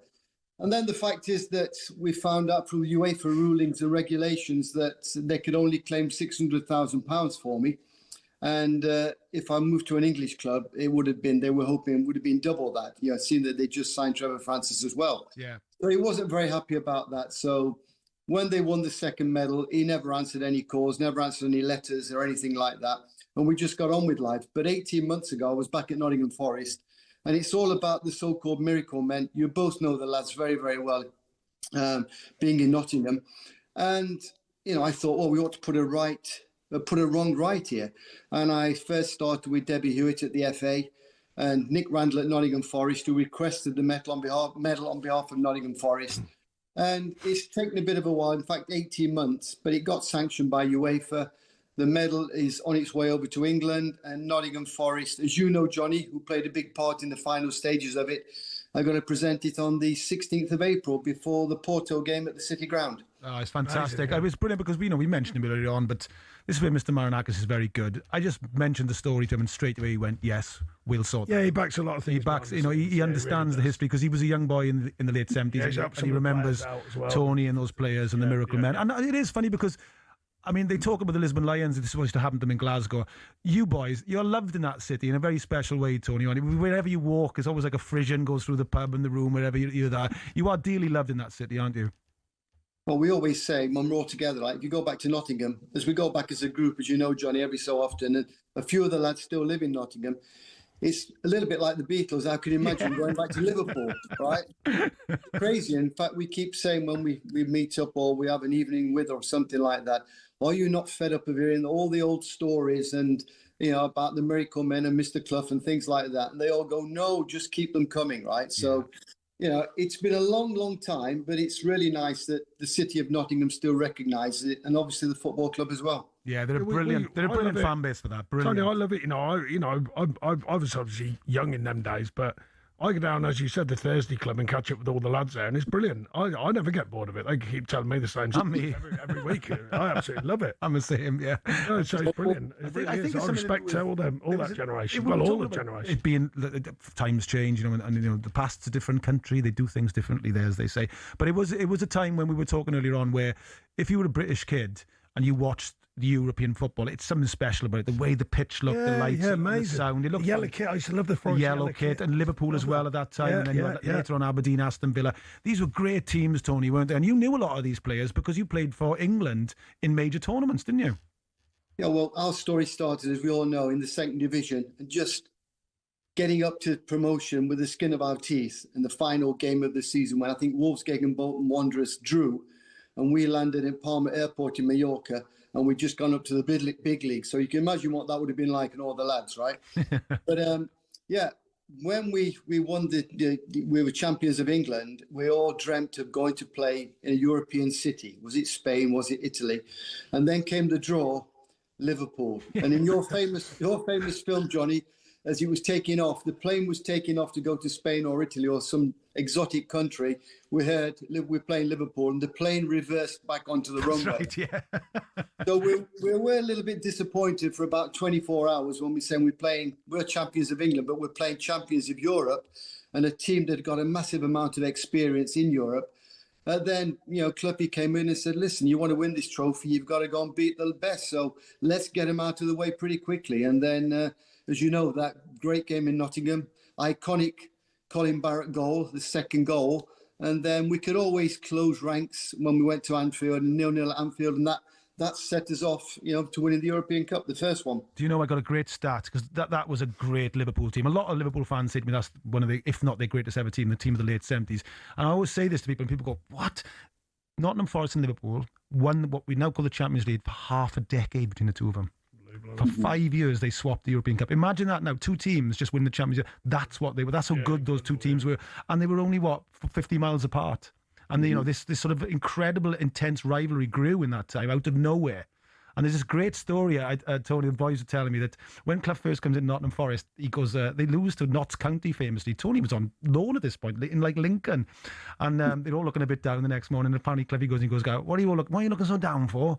And they go, oh, we lost to Notts County. And he goes, they're not your rivals. Yeah. And they go, well, Derby had just won the league the year before on Forest. And they all thought he was going to say Derby. He went, your rivals are going to be Liverpool the next few years. And they all looked at him like he was mad. And that's what happened. That was the way he set his sights, I suppose, Tony, for you all, wasn't it? He was just interested in you being the best you could possibly be. The other thing, Tony, before you give an answer to that, is that the one thing you mentioned there, which I used to love, which I learned as a youngster at Forest. I was there for 3 years, but I turned pro and stuff. You know what? He loved a 1-0. He loved an ugly 1-0 even more, especially in a way ugly 1-0. He did, yeah. He loved a tackle. Yeah, he did. He loved an header. He did. So show me a bloke and head the ball and I'll show you a player. You know what I mean? For someone who played on the floor, do you know what I mean? The fundamentals of the game, Tony, you know better than me, but he loved all of that, as well as the beauty of it. And that's why I think that side won so much, because they could do a lot. They could dig it out, they could work for each other, but they could play without a shadow. Yeah, what was that like, Tony? Well, you're right there, Sean, right? He always used to say, it's a simple game, keep it simple. The hardest thing to do in football is play simple. And when you've got skills, you only use those skills when the necessary moment comes. And we could play on anything. We could play on mud, play on ice. Yeah. If they wanted to get rough, the guys would look after themselves and look after the younger players and things like that. It was never a problem. In fact, I mentioned this a couple of weeks ago that they would play, they'd want the games on, no matter how bad the weather was. And we played Southampton at the City Ground, and the pitch was covered in ice. So Peter Taylor and Brian Clough, they ordered 28 Bunsen burners to be lit and put on the City Ground. And the referee came out about 4 or 5 o'clock for an inspection. And even he saw them on the pitch. He said straight, this cannot be played. Well, within 5 minutes, Peter Taylor had got his arm round his shoulder, as he used to do, Johnny, arm round his shoulder, saying, listen, our lads are not frightened about this. Our lads are ready to play. They're ready. They've got the boots on already, even though it's hours before. Come on, ref, don't be such a fool. And of course, the referee turned it. We played the game. I think we beat them 2-0 or something like that. But that was the team. They could play on any sort of conditions. You want to play football, that's what we like to do. But, you could mix it as well. So absolutely, keep it simple, right? That was the hardest thing to do in football, he used to say. Simple but not easy. Simple but not easy. It was funny when Sean was at Forest, and there was obviously a problem with just putting the ball in the back of the net. It was when so many games or so many shots, and somebody said something about your team, and Sean went, yeah, but they had Tony Woodcock, Trevor Francis and Gary Birtles up front, and I was thinking, that's a decent trio to have in your team. It's no wonder Cloughie was like won so much. It's not I know, cool. Proper players. There. Tony, just quickly about England, because obviously, and we haven't even touched on Arsenal, where people forget, sometimes top goal scorer for them for many seasons, a legend when I go out with you out in North London. Just quickly, Arsenal, can they win the title this year? Well, you think so, but having said that, there's quite a few games. The rival, Manchester City, they've had a torrid season, not been playing very well at all, but they've still got a slight chance. And having won the cup last week, that might just perk them up. You don't know. It's still completely open, even though it looks like, obviously, Arsenal in a really, really good position. But you just still cannot call it. I went to the League Cup final last week, and the second half wasn't particularly good for Arsenal at all, right? It just seemed to lack closing ranks and someone taking a grip of the game and saying, hey, we've got to start playing here. We've got to start, going for it, taking some risks, So it's a hard one to call, even though they're going to be, 6 points ahead or something like that. All they have to do, if they lose one game and Man City win and then they play at Manchester a few weeks later, it's still going to be very tight, I think. But if you're going to be in one of the team's positions, you want to be in Arsenal's position. Yeah, definitely. I totally agree. And just coming on to England then, Tony, I mean, are you, obviously you'll be watching the World Cup, are you going out, and how do you think they'll do? No, I won't be going out. It's coming back every year. We've got a hope to try and do really, really well. What is it, the 60-year anniversary now since England won it, which might be an omen for us. But to be quite honest, lads, I'm not on the edge of my seat when I watch England play. And it's the same with the Premier League, but I'm completely honest that I'd like to see a little bit more action. I'd like to see a little bit more risk being taken. I look at centre forwards in this day and age. They're hardly on the ball. Where, in the years ago, you'd want to get your players, one who are dangerous players, on the ball as much as possible for them to take risks, right, and put the defenders under pressure. But unfortunately, I'm not seeing that sort of thing, whether it's in the Premier League with some of the teams or even with England. So we're all hoping, aren't we? Because it's a massive lift to the country if the national team does well. So on that note, right, I'm really hoping they're gonna come good. So I was ambivalence for me, but go on. Of course. I was at UEFA the other week, and I was talking to some coaches there, and I was telling them about the idea of strikers.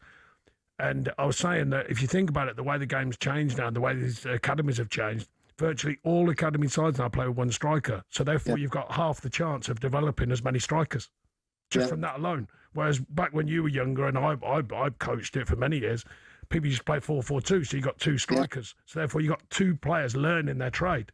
We halved it immediately. So people keep talking about the dearth of strikers, but the academies have halved their chances because they only play most only play one out and out striker. I cannot understand it, Sean, that when you say 4-4-2, in the earlier days, I would call them, we used to call the centre forward, who was a big lump. Yep. Affectionately said, is a big lump of a centre forward. Your Mick Harford, your Paul Murray, your Bob Latchford, guys who could play the game, but they were a handful physically. Yep. And we all know if you're a defender, or even a goalkeeper, if a ball's coming into the box, you've got one eye on the big lump who's going to come in. It's coming back, Tottenham. You mark my words. The big striker will be back in the next few years. I'm hoping so. They're looking at him and they're coming in. And as you jump for the ball, your automatically elbows go out. And as we all know, there's not many defenders who want to face that type of player. The second one is if you've got pace, the defenders don't want to be turned. So we're not seeing that as well. So you've got someone who's a speed merchant moving, and you need defenders to look after him. They don't want that. They want to have all that possession stuff that's right in front of them, which they're going to be playing for ages. As long as they've got a really intelligent brain and they've got some legs around them, right? They're not going to be under too much pressure. So I would love to see a 4-4-2. I'd love to see a big lump coming back in the speedster side of it. People putting the ball into the box. It's good though, because that's coming from Tony Woodcock. Tony, old men shoving the clouds. Yeah.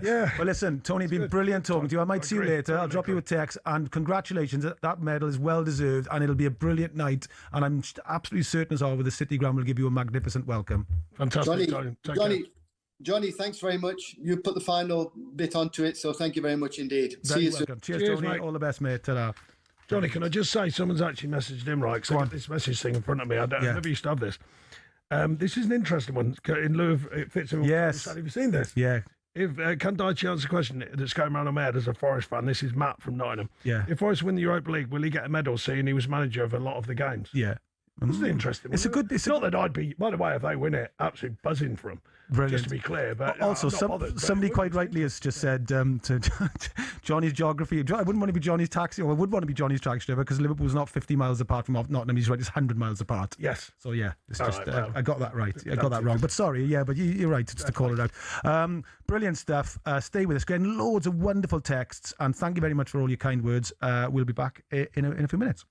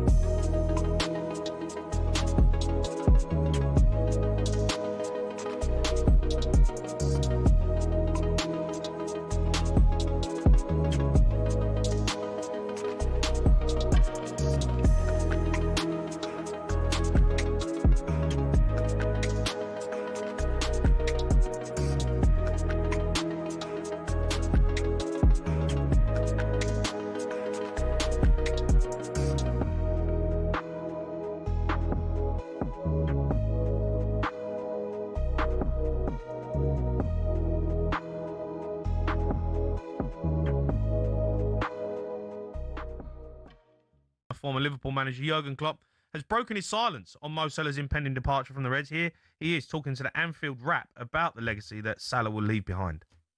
unbelievable goals. So he was part of the best front three in world football for a long time, and was the one who always had the highest numbers. So that says something.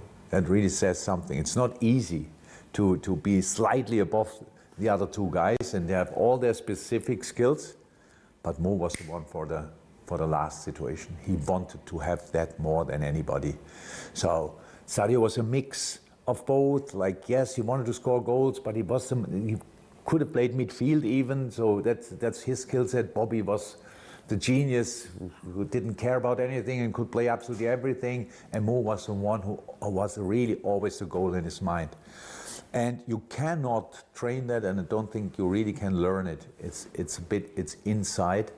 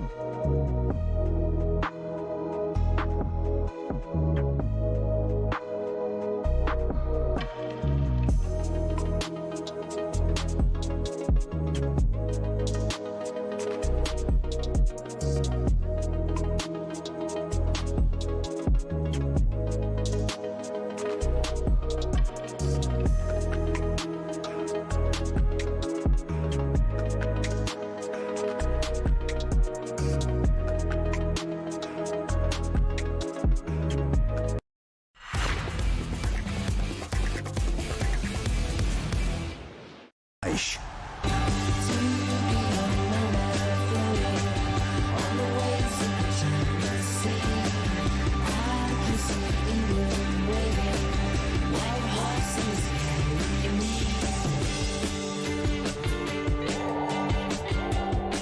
This is Jonnny Owen with Sean Dyche on talkSPORT. That's a Sean choice. Very good, actually. That is Wolf Alice, isn't that right?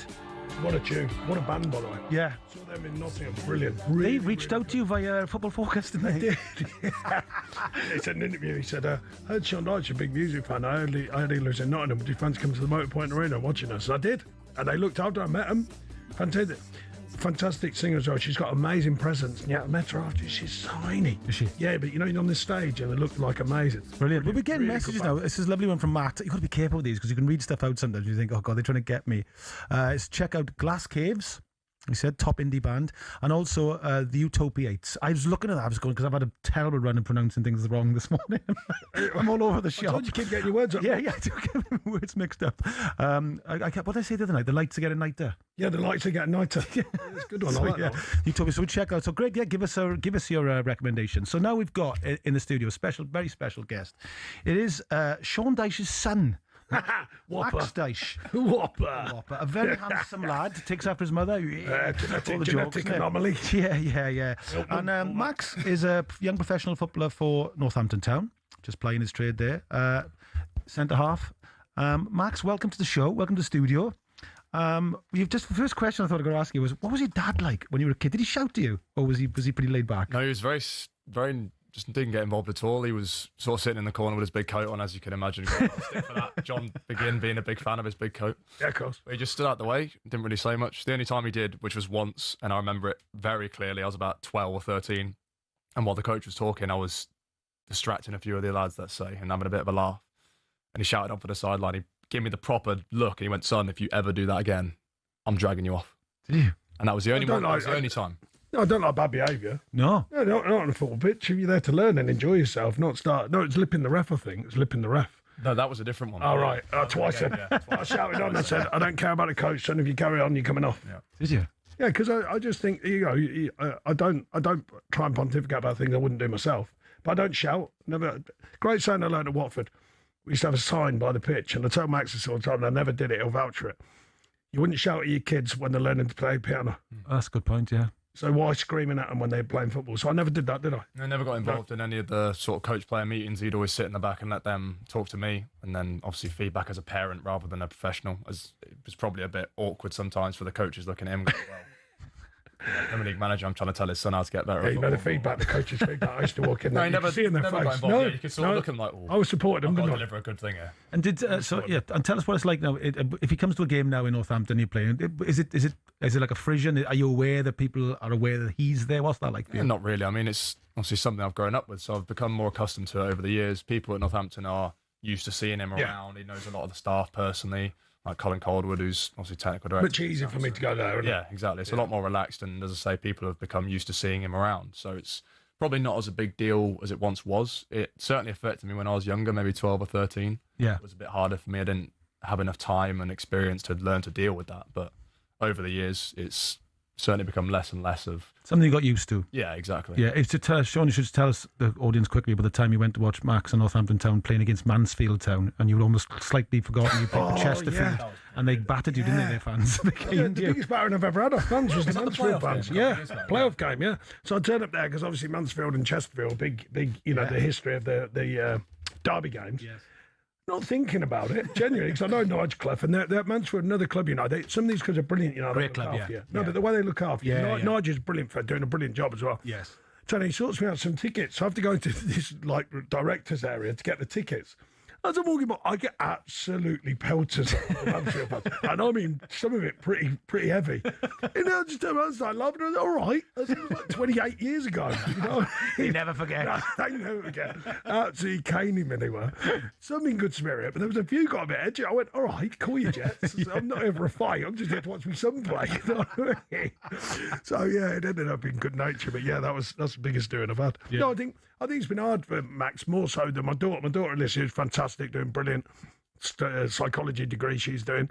She definitely doesn't get them genetics from me, trust me. Neither does he, actually. He's quite bright. I'm bright as midnight, but he's quite bright. But no, it's hard for Max because I'm in football, obviously, but I've stayed away deliberately. Yeah. You know, and because I don't want, it's not my story. No. You know what I mean? It's his story. Yeah. So I go to Northampton because they're familiar, obviously, and they just, I just turn up and people know me because I played there and they say hello, and they're ever so good, always look after me anyway. So I do stay out the way, I think. It's as like much as I both can. I things, watch the feed. They give me a feed as well, so I do get to watch it. Yeah, yeah. It's worked for and against because it's given me something to clearly aspire to and a pathway that I can follow down. So it's not just like I'm getting heat from a lot of different people and that side of thing. For one, it's taught me a lot about myself and how to handle those sorts of situations. So I feel as if I get to a high pressure moment in my career, I'm a little bit more prepared, having had weight on my shoulders for quite a while now. Yeah. But it's, as I say, it's also given me something to strive towards and go, okay, well, this is clearly a pathway that I can achieve, so I'm going to go after it. And how was your season going with Northampton? Tell us about it. Yeah, it's the most games I've played in a season. So as far as I'm concerned, it's a good stepping stone and building point for my career. But in terms of our team, it's been a tough year. We started off pretty well. We were sort of mid-table before Christmas time, and we've had a proper downturn since January, and it's been difficult, but on a sort of brighter note, even though we're not doing great, it's a lot of learning for me personally, especially as a young defender having to defend a lot. Yeah. Being in a lot of tough situations will teach me a lot going forward in the game. So I'm hoping to use what's going on now as experience to make me stronger next 2 or 3 years. Yes, and I mean it's such a specialised position as well in the centre half. You know, it's like it's a tough position. I would say to people, keepers and centre halves often improve with age, and they're learning. They do, the game, reading the game and understanding it in a different way. And I learned that. It took me a few years to get really to grip hold of what professional football was anyway, let alone position specifics. Yeah. So, but no, he's going all right. I steady away. He's been in and out the side. Some good, some not so good. But that's how you learn. You know, you got to play through it. You got to play through the mistakes, but also he's played well in games and done really well actually. So in a tough season. And when you were young, Sean, I mean, and Max, you know, you're all in football. You love the game. You know, watch games, love the history. When did you sort of feel, Sean, you were maybe going to go on and carry on in the game and coaching? Was it a certain point where you said, "I fancy this"? And I'm same for you, Max. I'll ask you. Yeah, no, I think he should because he's got a good eye for the game. I'm Yeah. not just saying it, he has, because he breaks down games down well, a bit like a coach manager, probably from me rubbing off and listening and Yes. watching and all that. Mine was probably with John Duncan, the late John Duncan, rest his soul, who's a big mentor of mine, a big friend of mine. Probably rubbed off on me when I started to realise there's more to it than just my role. There's more, it's the bigger picture of the team and making a team of average better, including myself, by the way, of that team. There was better players than me there, but we became a unit. And I think that's when I really got him, really started thinking about it more. I was probably about 26 then. And then when I left at Millwall, the mighty Millwall, I took my B licence and then went and took my A licence at the end of my career at Northampton. And then I was really forming, like adding to my toolkit. I said, recently at UEFA when I was talking to some coach, I said, the best coach are the best thieves. Yeah. You've got to be a good thief as a coach. You've got to nick things, but then you've got your own way of delivering it, Yes. your own personality, and that's the key to it. So I think I've done that over the years, and like I say, Max has got a bit of an head start because we talk about football, and he views it pretty well, I think, the game. Maybe it's his future, beyond playing, but for now, it's playing. We'll finish up, Max. You would like to stay in the game in time as well? Is that the plan for you? Well, I think it's naturally my area of expertise, if you would call it that. I'm still obviously learning a lot going forward from building on what I have done as a kid, listening to him, watching football, playing football. But I do see myself doing something like that. It's always been my aspiration to have a long playing career and then step into coaching as sort of a natural progression. And as I say, he's already laid the pathway for me to do that. So it's, I like the sound of my own voice, and I think I know enough about the game at the minute. I don't know where he gets that from. I don't know where he gets that from. For a young lad, he's a consummate pro on the media already side of it, so there's no training need to be done there. It's a shame the camera's on, but it's good they can see that Wolverine haircut. He's on the camera there. No, that's what I mean. Look, it looks like Wolverine. Look, growing his hair out. He's going. He's probably having himself as well. He's probably chocolate. He could eat himself. This one. Anyhow, I'm certainly not that. He is. He could eat himself. Max, good luck with everything. Good lad. Love you, son. Good lad. Stay with us.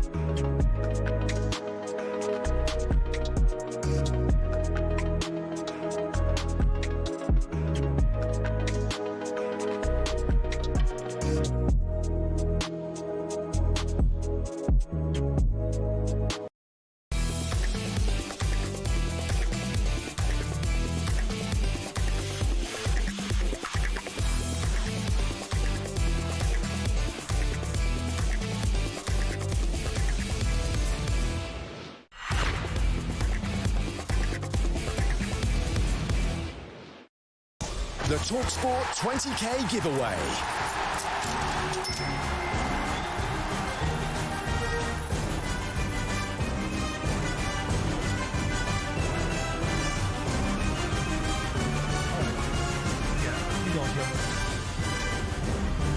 I'll see what he is.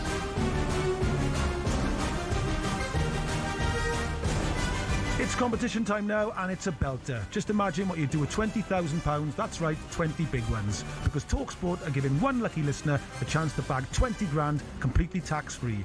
For your chance to win, text WIN 83338.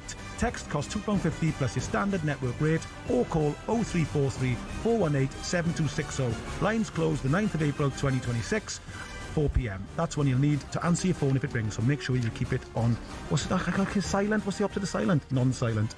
18 plus, UK residents only. This is a network promotion. Full T's and C's at talksport.com. So for your chance to win £20,000, text WIN to 83338 now.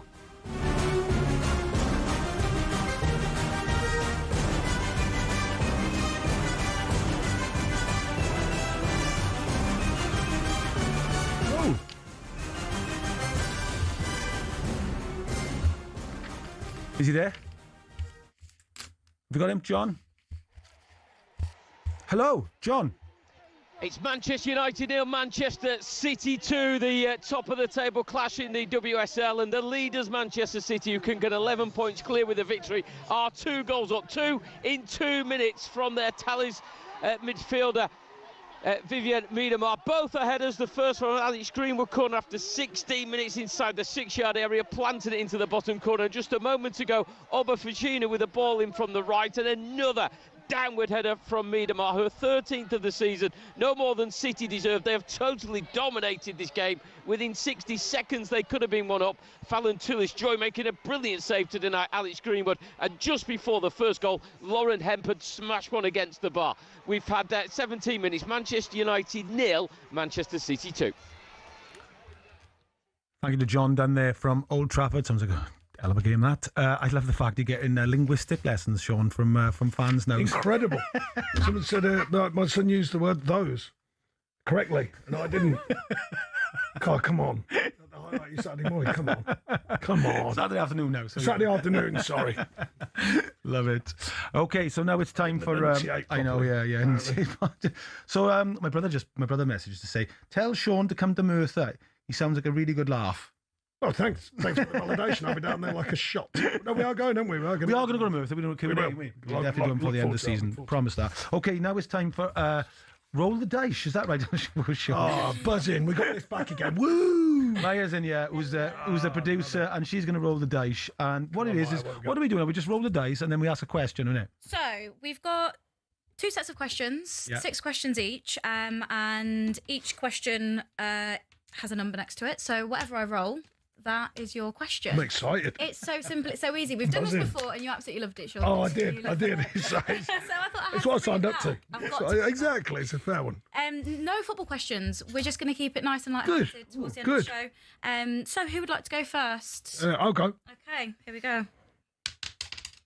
It's 3. So, Sean, your third question. What would your walkout song be? That's a good question. It's tough to go against Kasabian, I think.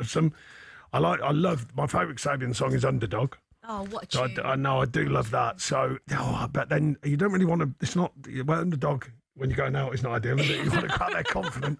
Probably Fire or something like that. Yeah, because it's a brilliant. Yeah, it's a brilliant tune. It's a very uplifting tune. Oh, it's a great tune. There's so many good tunes out there in there for a walkout. But yeah, probably a Kasabian tune, I would think. Nice. That would probably be my. Or Supersonic. I love that by Oasis though. Could be Supersonic. It's a good shout. When you introduced me to Sol, I had to be that fanboy and tell him that. I know my favourite song, Supersonic. You know, they look at you as if, all right, bothered. There's just so many to choose from. Yes, there is. But good choices. Right, Johnny. Yes. You ready? Yeah. Okay, here we go. So 2 for you, Johnny, and that is, if you could only listen to one artist for the rest of your life, who would it be? It's really easy. It's the Beatles. Oh, there we go. Fair shout. Yeah, any mood you're in, there's always going to be a song that... Absolutely. That's a good point, yeah. They do tick all the boxes. If you're happy, they can make you feel even happier. If you're sad, they can console you. Yeah, they can. Love it. Geniuses. Yes. Good answer. Okay, Sean, back to you. Okay, 1. It's a lot of music questions here, but we know you guys. That's all right. Yeah, that's fair. Yep. What musician? It's a great one. What musician would you want to be stuck on a desert island with?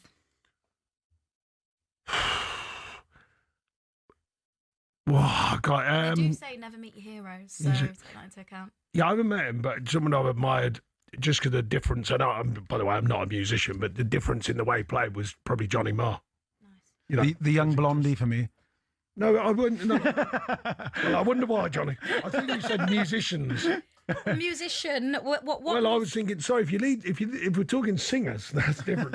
Johnny might be at the nail on What a it. conversation. Noel would be good fun. Yeah, true. Because if you're stuck on that, mind you, Good crack. You weren't far off the first time, Blondie. I remember my brother having that. You know the iconic picture of Blondie. Poster, yeah. Poster. I think every young man of that generation had that poster. Yes. And I share a room with brother, and like I was too young, but even though you're thinking, hello, yeah.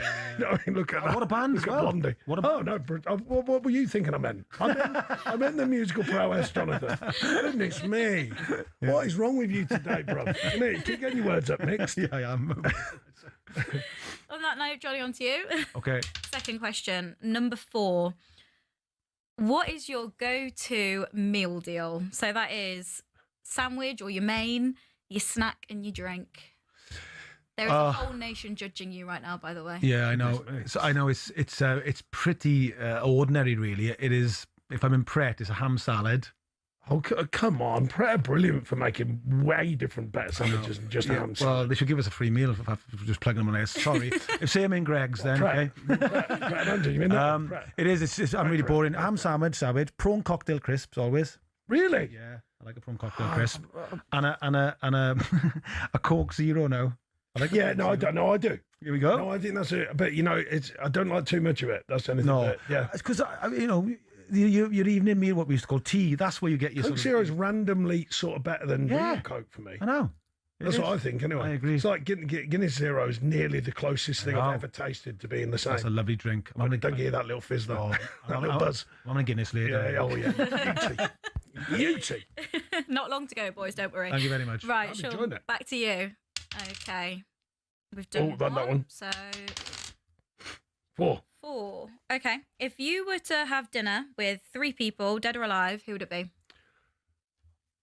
Oh, goodness me. Oh, Johnny's scribbling now. Yeah, it's easy for you when you're sitting over there.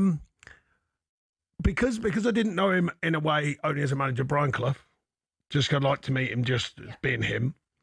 I think it's tough to go up against someone like Elvis. Wow. You just go, you just go, he must have some life stories and, alive. I know it sounds a bit quirky, but like Morrissey or someone like that, something so sort of out there. Yeah. Something so different. Do you know what I mean? I'd go Richard Burton, George Harrison, and Aneurin Bevan. I did miss out, though. Blondie, Cindy Crawford, Claudia Schiffer. I did. Sorry, I did. That was in my head. Yes. But I thought, don't be so obvious, Sean. You know what I mean? Have a bit more about you. You're on talkSPORT, for Christ's sake. Oh, God, let's try and cram in a couple more. Right. Johnny, 5 for you. Yeah. What superpower would you like to have? Fly. Love Yeah, fly. God, imagine that. Great, wouldn't it? I love them films, X-Men and all that. Just Superman. Just get up and over everything and then you're there. What else would there be? I think Superman was Trump's best one as well. Yeah, you had to be. He could do everything. Yeah. Even Who's the best in football? Do you remember who the best in football was? It's obvious. Was it that obvious? Yes. Really? Yeah. It's got to be Brian Robson or something like that, surely. Pele. Oh, no, yeah, but that's worldwide. I thought. All right. I thought you meant domestically. Oh, I don't know what it was. Somebody will know. Pele, yeah, Pele. Pele was always at the like best. 9 out of 10 for everything. Everything, didn't he? Yeah. You just pull that one. As soon as you get that, you think, I've won. I won. Yeah. Cruyff was good. Puskas was good. Yeah. Beckenbauer. Yeah. There was loads of them, but Pele was brilliant. Brilliant. Not long to go, so I'm just going to squeeze in one more. I'm not even going to roll the dice. Okay, I've been instructed to ask this one very specifically to you, Sean. Must be clickbait then. Very, very important. Very important question. Are socks and sandals acceptable? Absolutely not. Why not? I just can't. I just, what's that all about? It's weird. It's sort of come back round, didn't it? The kids are doing Birmingham socks now, aren't they? With socks, but like, so when you're a kid, right? If like on a hot day, if my dad, right, not renowned for his fashion, my man, he'd wear like white socks and sandals, like Jesus sandals, as we used to call them. Yeah. And people would laugh him out of the place. You go, what? And now that's sort of weirdly in fashion almost. Yeah. They wear sliders with socks and all that. Yeah. It just looks random to me. So even it's when not. I was growing up, and we're not going back too far, maybe 20 years, it was the same as you. You could not wear socks and sandals. No. It was like, that is embarrassing. People would just be like, what? It's cool now. Yeah, I know that's a bit. But you're not having it now. Well, Whopper out there, Max, he likes all that nonsense. You know what I mean? Socks and socks. Yeah, and so, well, not so much that, but that fashionista stuff. Believe it or not, this is going to amaze. This is men. It's going to amaze. Yeah, this is like also birthdays for men. Women and kids, great, but lads, it's my birthday, mate. Nobody cares. No, they'll be amazed. We did cares, discuss this when I was last cruelly sacked, and we were on our show. No, but I actually like fashion. I really do. I know people look surprised. He still needs his Dolce & Gabbana shirt back, okay? Oh yeah. No one ever bought my Dolce & Gabbana shirt back. I thought by putting that out there on the radio, someone would have the heart to go, we ought to give that. Do you remember back. when we went in? And you said we went to the pub after we met my mate Ozzy from Merthyr. He was dead funny, and Sean went. You said I was listening to the show, and Sean he missed the end, and Sean went. I even offered like 250 quid if we bring it in, and he pretended to have a little mic on his thing. Went, you can bring it back.